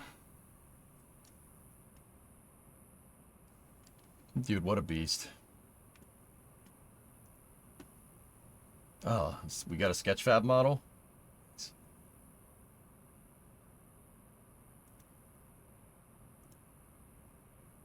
Baron, I will end you. I will end you. We're running out of Apollo dudes that it bums me out. Need some new heroes ASAP. We'll get them. Bob, here's my thing. When we get back to the moon, I just need one Apollo astronaut alive. I hope Charlie Duke sticks around for another couple of years. Him and Buzz. There's one other dude. Yeah, there's not many left. How about a wonderful rest of your evening and have a delicious supper and have fun? All right, Roy. Sorry for being a jerk. That's my bad. I get a lot of people in here that give me crap, and I don't take crap from people that are trying to waste my time. You know what I mean? You're not. You're good. You're good. We're all good. Have a good night. Hope you have a good dinner.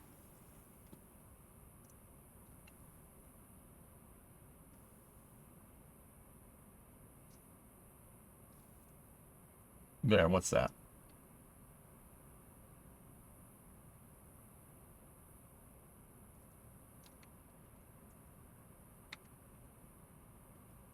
What is this?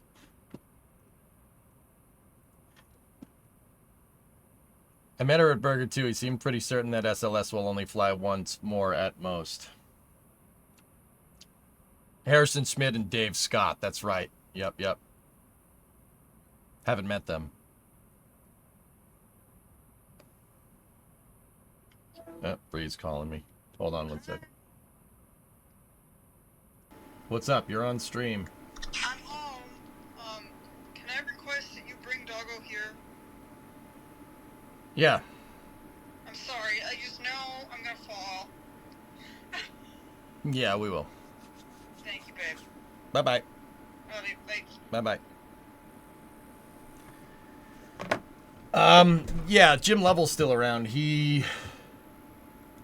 Well, Jim Lovell was supposed to land, but, you know, we know how that ended. So what is this? What is this, Baron? What do you got for me here? This is coming from Shauna Pandya. This is Bill Riley on Flight 5. Okay. The best way I could describe Flight 5 is like trying to catch an upside down lightsaber with your elbows. You don't want to catch it too early, and you don't want to catch it too late. Oh, yeah? Okay. Oh, hey, I took this picture. Oh, yeah?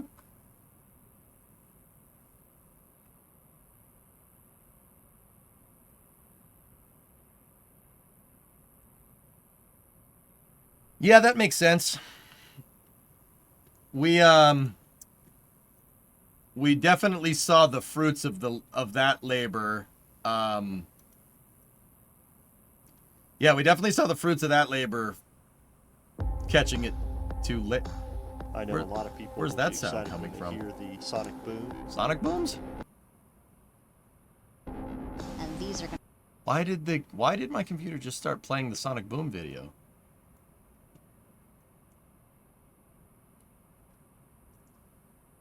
I guess we gotta watch it now. I mean, I can't just not play the sonic boom video. Like, has SpaceX determined what happened to Flight 7? Them and the FAA are doing a mishap investigation. I don't know why this decided to play, but people will be excited when they hear the sonic boom. And these are going to provide quite a show because you're going to hear those sonic booms.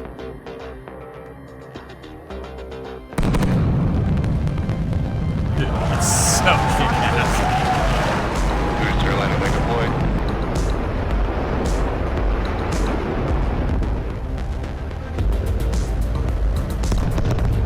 That sonic boom is great for us. That thunderclap broke the sound barrier.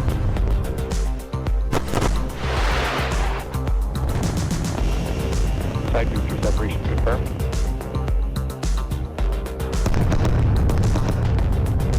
Just heard the 2 sonic booms here in the room. Booster landing confirmed.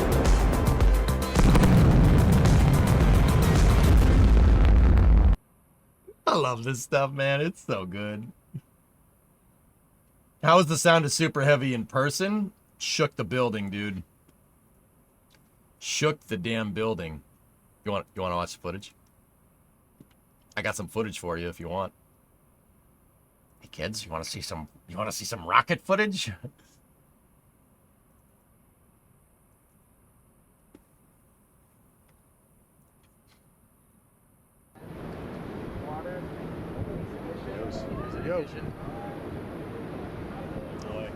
Do you guys remember what I was talking about when I said you could see the flames underneath?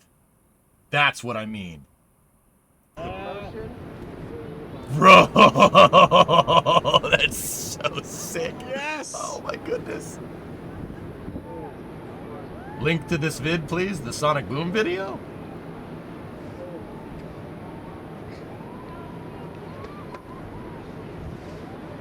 Do you have any indicators of when Flight 8 will happen? Yeah, Flight 8 is net February 2020, February 24th.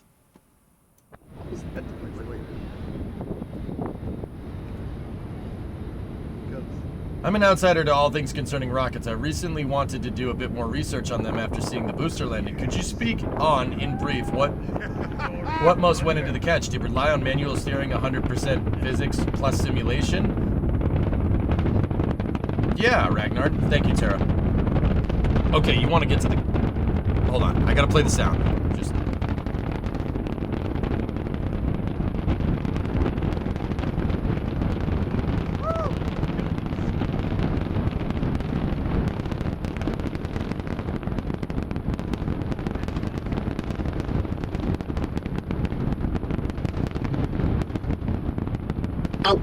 Oh, this is space. I'm in space. Okay, we'll get to the good stuff. So you want to know about the catch, Ragnar, right? All right. So, here. Okay, so... I'll just show it first, so, because... I can see the glow. Because...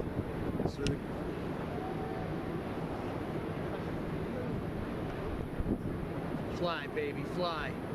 Oh my God! Come on. Do the thing, do the thing. Yes, come on. Seeing some vapor on it. Oh. Come on, baby. Come on, light it up. Yeah! You got a light. It's coming down, it's coming down. Come on. Oh, it's slowed way down. Down to 3 engines. Come on, bring it on home. Dancing over there like it's nothing. Like it's nothing. Hi, Nemesis. Come on, baby. Dude, that is freaking sick. Oh my goodness. Yes! Oh my... So cool. Oh my goodness. All right. Just divine. It's pretty cool. So, okay. What's going on here? How this thing works, amongst other things, I mean, I can really tell you more about Falcon 9 because I'm still not sure of all the bits and pieces of this. Long story short, the booster's talking to the tower. Okay, it's talking to the tower, and when you're making rocket guidance systems, you need what's called a reference frame. Okay, so it basically needs to use something as a point of reference, and the rocket basically figures out how it's flying relative to that point of reference. In this particular case, your point of reference is the tower, right? Because that's where it has to be precise. You want to use that as kind of your datum for figuring everything else out. From here, the booster is it uses a combination of being able to look and find the tower, and then inertial navigation is what it's called. Very similar to like an airplane or whatever. And then I'm not sure if it uses GPS. It might. I actually don't think you would need GPS to do this. Inertial navigation and then a localized reference should be enough to get a precise landing. But GPS, pretty self-explanatory. The booster's using the satellites, and it can figure out where it is. When I say it's relying on inertia, right? The computers can basically calculate where the booster is, right? Based off of how much is accelerated, how much inertia it's using basically a really, really fancy accelerometer. Like the same kind of thing that if you have your phone vertical and you turn it, it turns the screen. That. The phone knows that you just turned it because it referenced a 90 degree acceleration. Well, 90 degree acceleration isn't the way to say that. Technically, if we're talking about rates, it would be in degrees radian, but that's too complicated if you're an outsider. Long story short, the booster's looking for the tower. It's communicating with the tower, and it's relying on knowing its speed to figure out where it is in relation to the tower. Okay? Fly, baby, fly. That's me saying fly, baby, fly. Come on. Do the thing, do the thing. Yeah, the missile knows where it is the joke, right? Yes, come on. Seeing some vapor on it. So, this thing, in terms of how this works, okay, there are hypersonic control surfaces. No, that's not something I made up. They're called hypersonic control surfaces. There's grid fins at the top of this thing. They look like a waffle iron. Basically, what those things are designed to do is cut through the air at very, very high speed. because at a certain speed, a regular like wing is not going to do anything. When you're going past Mach 5, that doesn't do nothing. It just turns into a gigantic air brake. Turns out that the way things fly going Mach 6 is not the same not the same way that things fly going Mach 2. Weird, I know. Think about it like if you were driving down the street, right? In a car, right? And the road turned, right? And you took that turn going 10 miles an hour or 16 kilometers an hour. Or if you took that turn going 100 miles an hour or 160 kilometers an hour. You'd try to take the turn and the car would go straight, right? Regular control surfaces are like that when you're flying through the air. You need like weird waffle iron looking control surfaces because they need to cut the air, like physically cut the air to steer. So right now, Super Heavy is using all that guidance information that I just told you, and it's commanding the grid fins, so your control surfaces, to steer it basically back to the pad.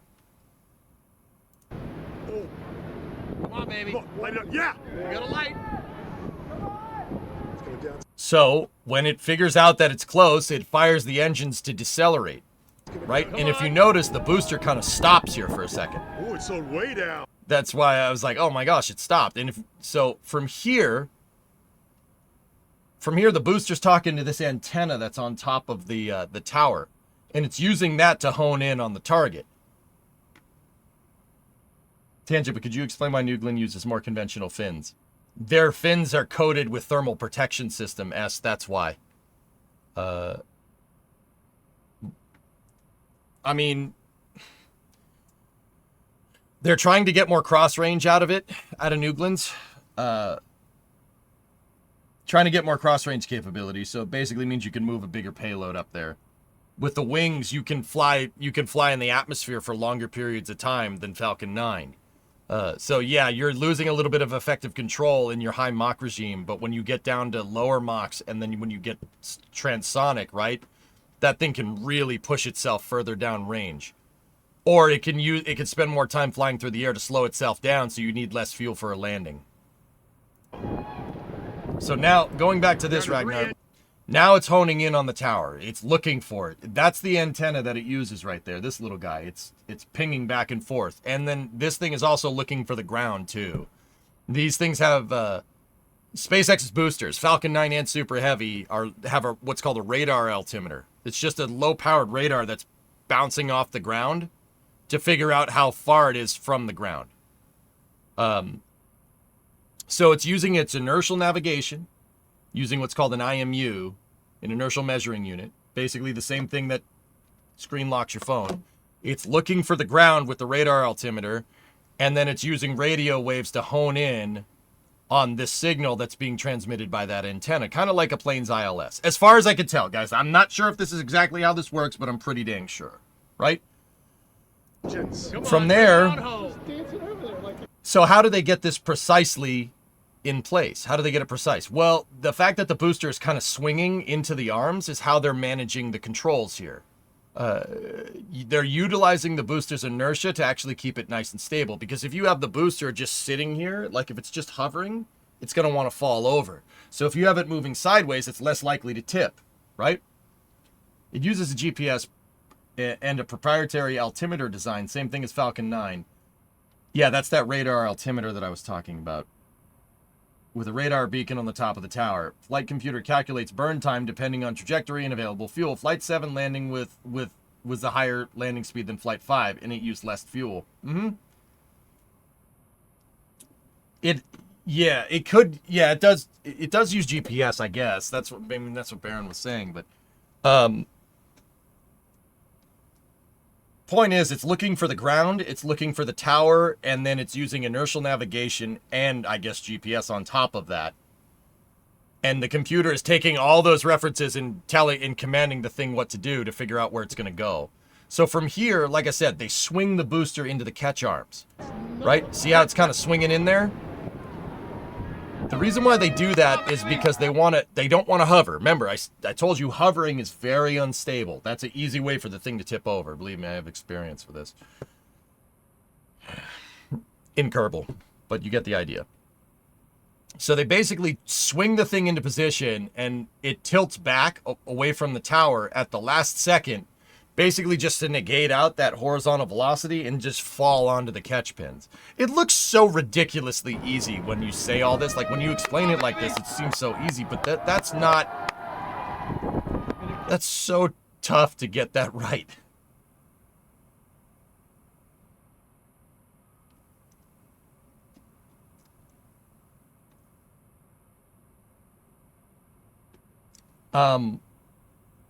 Dude, it still blows my mind, Ragnar.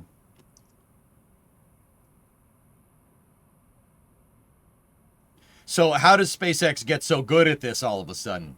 So SpaceX basically has a gigantic computer mainframe in Hawthorne, California. I've seen it.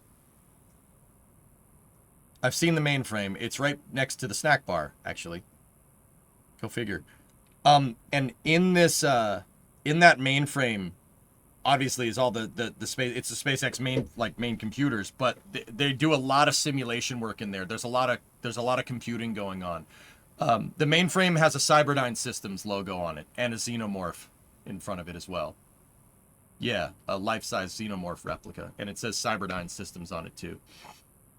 These mainframes are doing simulations constantly. They are constantly running landing simulations with their what's called avionics, basically the flight computers. They constantly put these things through all these different landing scenarios, and they've done it thousands of times before they tried to catch a booster. So yeah, Ragnar, hopefully that helps, dude. Now in terms of scale here, if you want scale here, that Super Heavy is 220 feet tall, so that's a 22-story building, or about 70 meters tall. The tower is about 150 meters tall, or about a 50-story building. Just for some reference there. Yes! Oh my!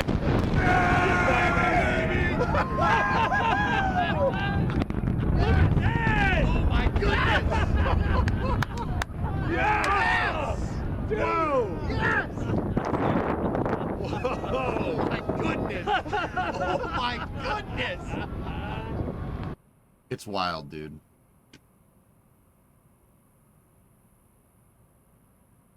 That is the dude. I'm telling you, I've said it again, and I've been saying it almost every day since I came back from Flight 7. This thing ruined rockets for me. Wouldn't an AI simulation make this a million times faster? I mean, AI could be used, Nenian, sure. But, okay, here's a dirty little secret. The math that governs rockets, you don't need a lot of computing power, nor do you need an AI. Like, it's not that type of simulation, dude. With that being said, there have been, not neural nets, but there's the kind of the new hotness in spaceflight is using something similar to Tesla's FSD. Basically training a computer on pictures. It's called relative navigation systems instead of inertial navigation systems. Relative navigation is basically a computer that looks for a picture and then it matches the picture to what it's been trained on and it goes there. Like when they landed the Mars rover, the Mars 2020 rover, when they landed Perseverance, their lander was using relative navigation. They took a picture of the Jezero crater with a satellite, right? And then they trained it to land in an area that they knew was flat. So AI could help, dude, but I mean, you wouldn't want AI governing your rocket. Not because like, oh my God, you don't want AI governing your rocket.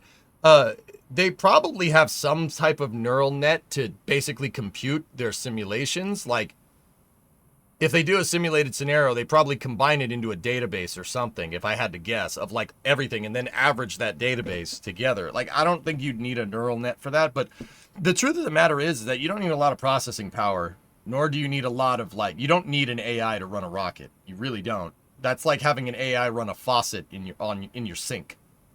You don't really need that.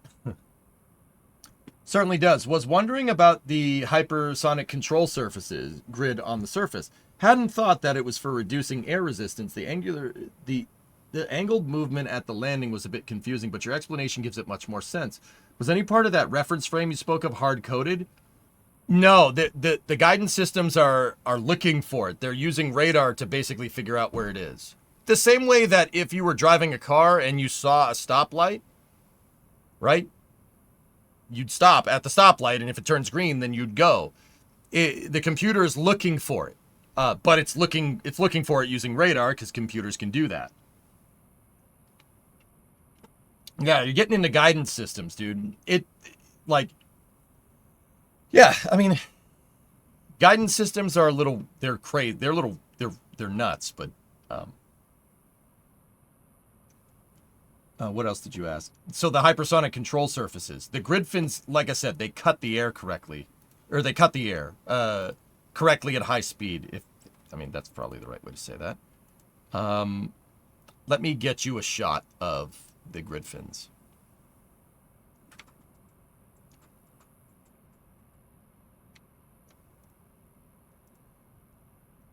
What is your background? You know a lot about aerospace. I've been sitting here teaching people about rockets. I have no formal aerospace background in any formal training or engineering school. I'm a computer animator by trade, a 3D artist. I understand 3D space pretty well, though.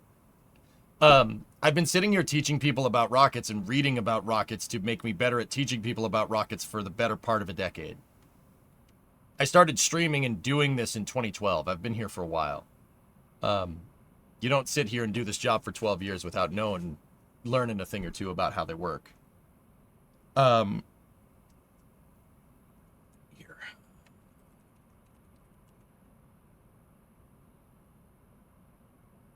So the grid fins are very interesting. All right, here's a good shot. We'll use this shot, Ragnar. Take a look, buddy. So the grid fins look like waffle irons, right? Now, if you notice,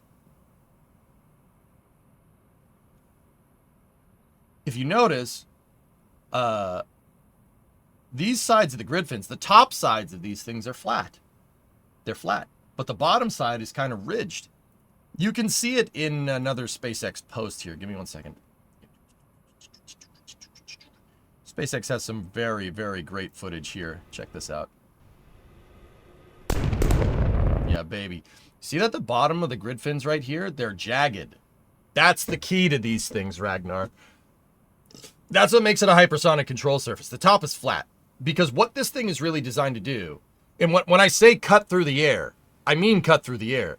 These things to air are like what a serrated blade is to, like a serrated blade knife is to bread. All right? They actually cut through the air and shoot the air in to the holes in the grid fin. They're cut, so they split the air, and you get basically a hypersonic wake that gets channeled into the squares in that grid fin. That's how this thing can maintain effective control at high speed, right? With a regular control surface, you'd try to turn it, right, and then you would just split the air, and the whole control surface would be behind your hypersonic wake.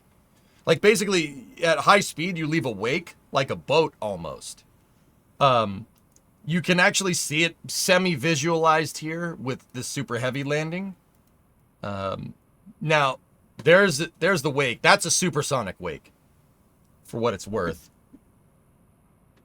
And that's also, you can see why there's two sonic booms. Now, vapor cones like this do not necessarily mean you're breaking the sound barrier.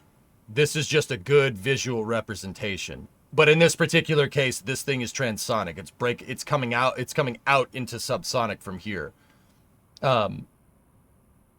See that? See the wakes? The grid fins cut the wake and channel it into the squares in the grid fin. And that's what makes it so they can control them at high speed. Yeah, because the bottom of the grid fin is jagged and the top is flat.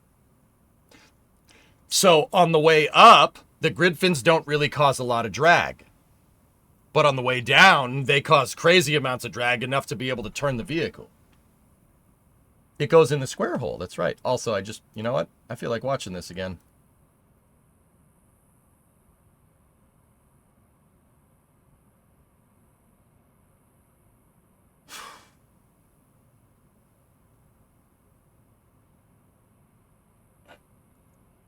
The hypersonic air goes in the square hole. That's right.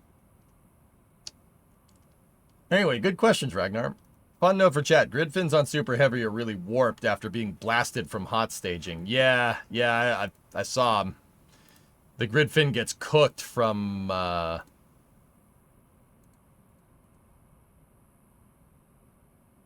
The grid fins get cooked from that. Dude.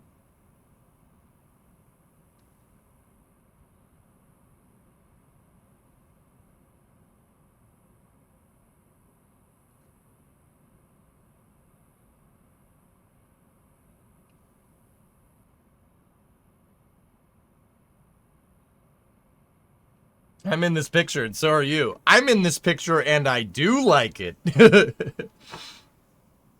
Tried to share this earlier. Erin is so cool. She leads SpaceX's software engineering team. Oh. Oh, yeah. Super proud of my team right now. We manage the platform and most of the hardware that all SpaceX flight software is tested on. For Starship specifically, I wrote the feature that enabled integrated ship plus booster HITLs, 100% automated, no manual steps needed, test, repeat, fly. Hardware in the loop, yep. So Aaron wrote the code that basically builds the stack with the chopsticks, which is, yeah, that's pretty cool. That's pretty cool. What's the altitude at staging? Give me a second. Is still firing down the engines for Jesse. That is incredible news. We just heard the call out for booster engine cutoff. Engine startup.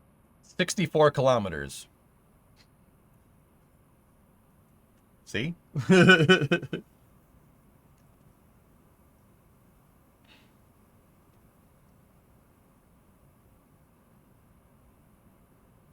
Now, the keen eye to you, notice, watch the grid fin. You want to see something really cool? You want to know how Super Heavy does that 180 so fast? Watch this grid fin right here. I don't know if anybody's noticed this or if it's ever been pointed out. Don't watch that one. Watch this one, right? Well, commanding is right now. Looking go for a Uh-oh. catch. Booster engine cutoff. That is incredible news. We just heard the call out. What is that? What are you doing there, little grid fin? Most engines cut off down to those middle three. Look at two of the grid fins are turned. They're turned because the rocket is shooting gas through the grid fin. And that puts an effective moment on Super Heavy and starts its flip. Isn't that cool? Not a lot of people know that. As from the manual checks. Isn't that, Reminder, though, it's really smart, right? That's pretty good. The booster and the ship itself. Watch. It's just gonna. As of right now, our manual checks and our manual commanding is looking go for a catch. Booster engine cutoff. That is incredible news. We just heard the call out for booster engine cutoff. Engine startup. Most engines cut off down to those middle three. I think all four do it. I don't think those are moving, dude. It very much looks like those two are the only ones move. But then again, it just could be the camera angle. Yeah. Isn't that sick? That's why the grid fins get toasted. Because they direct themselves right into the flow of 6 Raptor engines. Actually, yeah, right. It looks like those ones tilted. Not as much as the other ones, but they definitely did. Oh, yeah. Yeah, just a little bit. Just a smidge. They're tilted inward, and the other ones are tilted outward, right?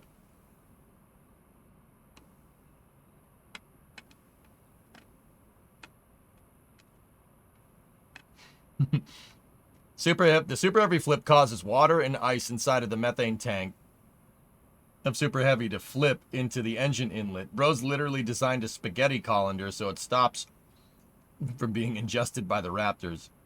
This killed the booster at Flight 2 and 3. Yeah, the ice buildup. Cruise back for startup. Booster's just like, I'm leaving. Bye.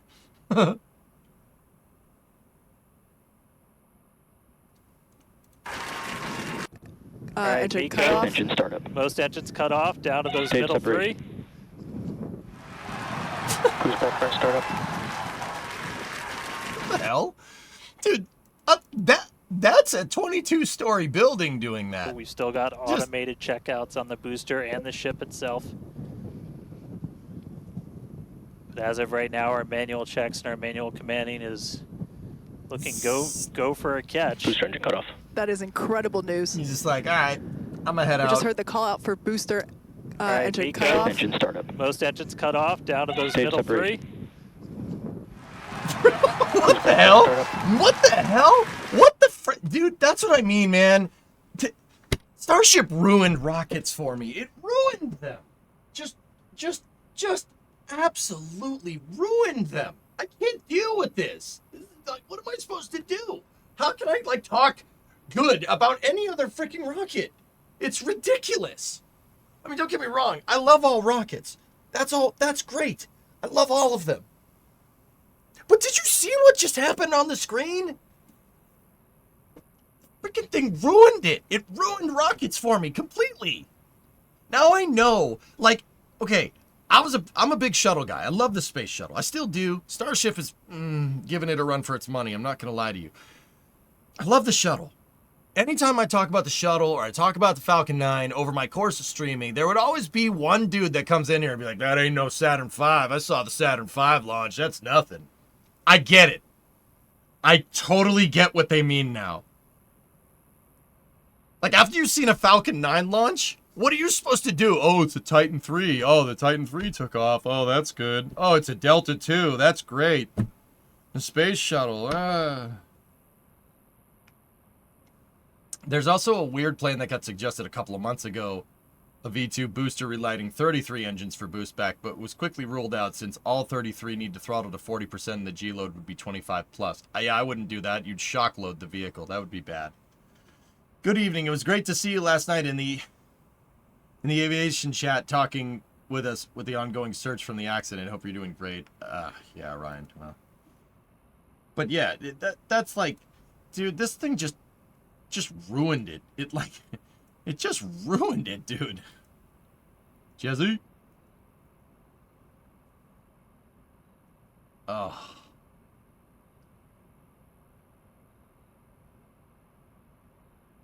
Something about dumping the first stages in the ocean like amateurs, not doing it for you anymore.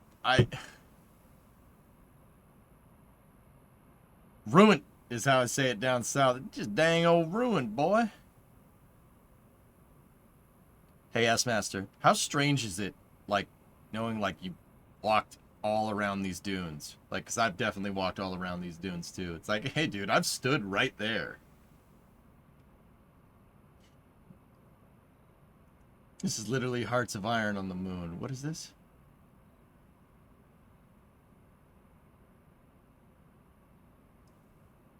I was assigned as the role of chairman of the CCP in today's Lunar Resource Conflict war game. Oh god. Okay, that's weird. It's quoting an old colleague of mine. Yeah, Victory, right? Why did they leave New Glenn in orbit? It was the test orbit to really, they did. It's not that they wanted to leave it up there, Sussy. It's that they wanted to really get the performance of that first stage, the second stage, well understood. Just without stopping, but man. So I'm sorry, I can't get over it. It ruined it. It's like ruined permanently. Like, I don't mean to swoon over that damn thing so much, but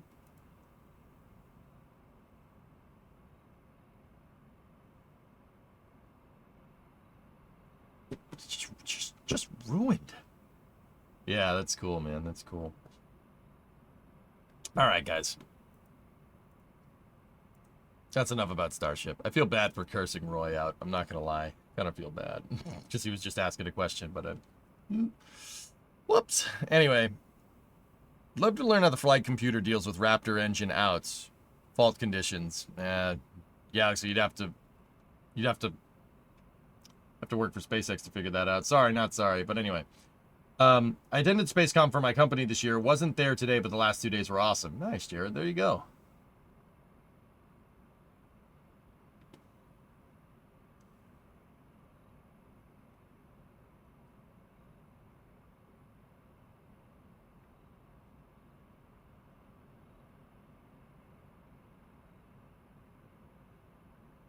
Yeah, Mini B, that's really it, dude. Yeah, Lemprod. One of these days we'll all be old saying, remember the days when we expended rocket stages into the ocean? I am, as somebody who has been a big proponent of reusable rockets, even when the shuttle was on its way out, right? I have never been happier to forget a point. I remember when we threw the first stage. Dude, we shouldn't talk about that as a point of nostalgia. That's a demerit. That's disgusting. Gross, just gross. No. Bad. Still feels odd. What's that? Yeah, picture list.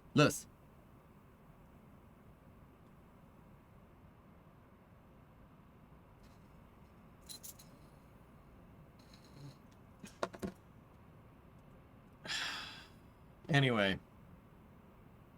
All right, dudes. Like I said, the news cycle was slow, so we kind of just started talking about a bunch of different things at the end of this. But we're getting up on 8:30, guys. I'm working on a side project for NSF right now, so I'm not doing after hours, but we will tomorrow. You mentioned today's rockets. I've been watching space flight from the Mercury program, and I'm amazed how far flight has come. Yeah, Cannon, I know. What you doing? Side project. He totaled the SF-23 on his first drive in Barcelona, his first Spinala. Oh, jeez. When will this side project be revealed? Don't worry. All will be revealed.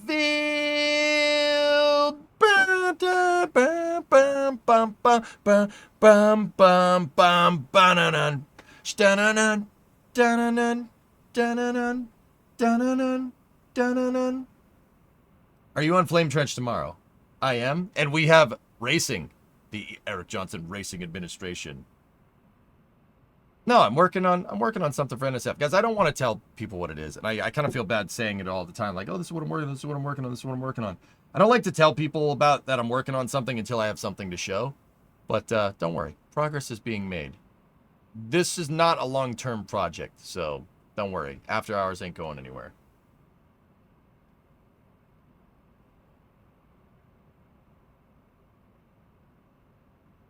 Friday Night Racing, check Discord if you have a Assetto Corsa and want to join us, but you just did. All right, fine. Rage Quit, attendant Rage Quit. Hi, hey, what's going on, man? I'm about to head out, dude, because I have to go do some work, and then I got a meeting later tonight for other things. That's another project that you guys never hear about, and it's on purpose.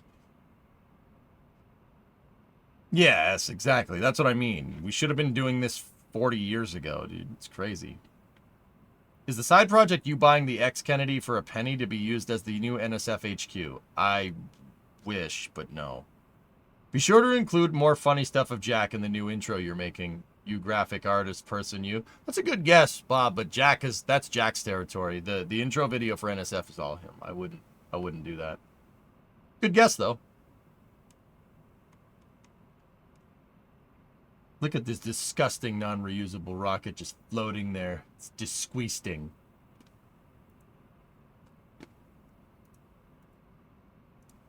Okay, dudes. That's going to do it for me.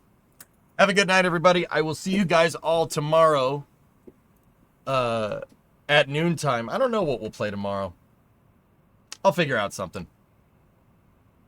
So we got gaming at the first part of the stream, then we're doing Flame Trench, and then we got racing.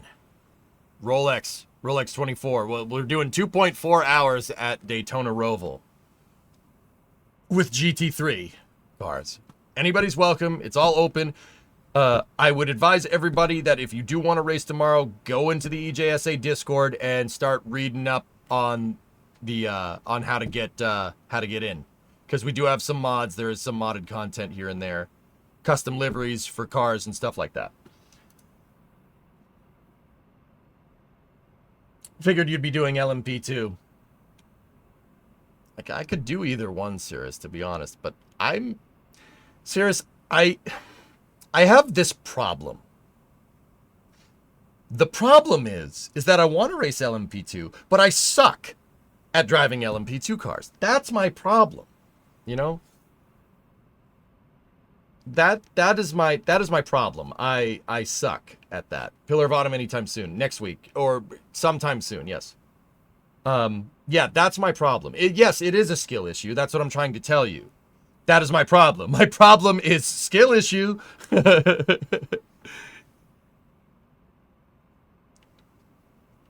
You know, like, that's my problem. What is LMP2? It's a class of cars. Class of race cars.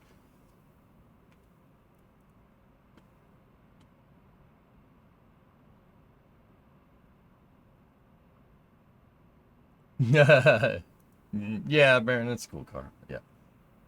I'm more comfortable in a Ferrari in GT3. That's, I've been really trying to work on my consistency in my racecraft. That's what I really tried to work on a lot next season. I wasn't trying to win the race. I was trying to just finish. You know, bonus points if you finish on the lead lap. So, yeah. We got gaming tomorrow, Flame Trench, and then Friday Night Racing. So I'll see you guys all then. Thank you very much for watching. Have a good night. Deuces.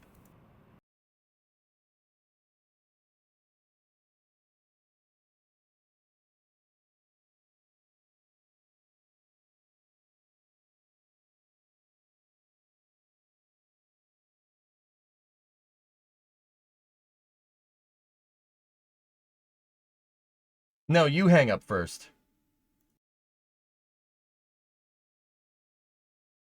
You hang up first, chat.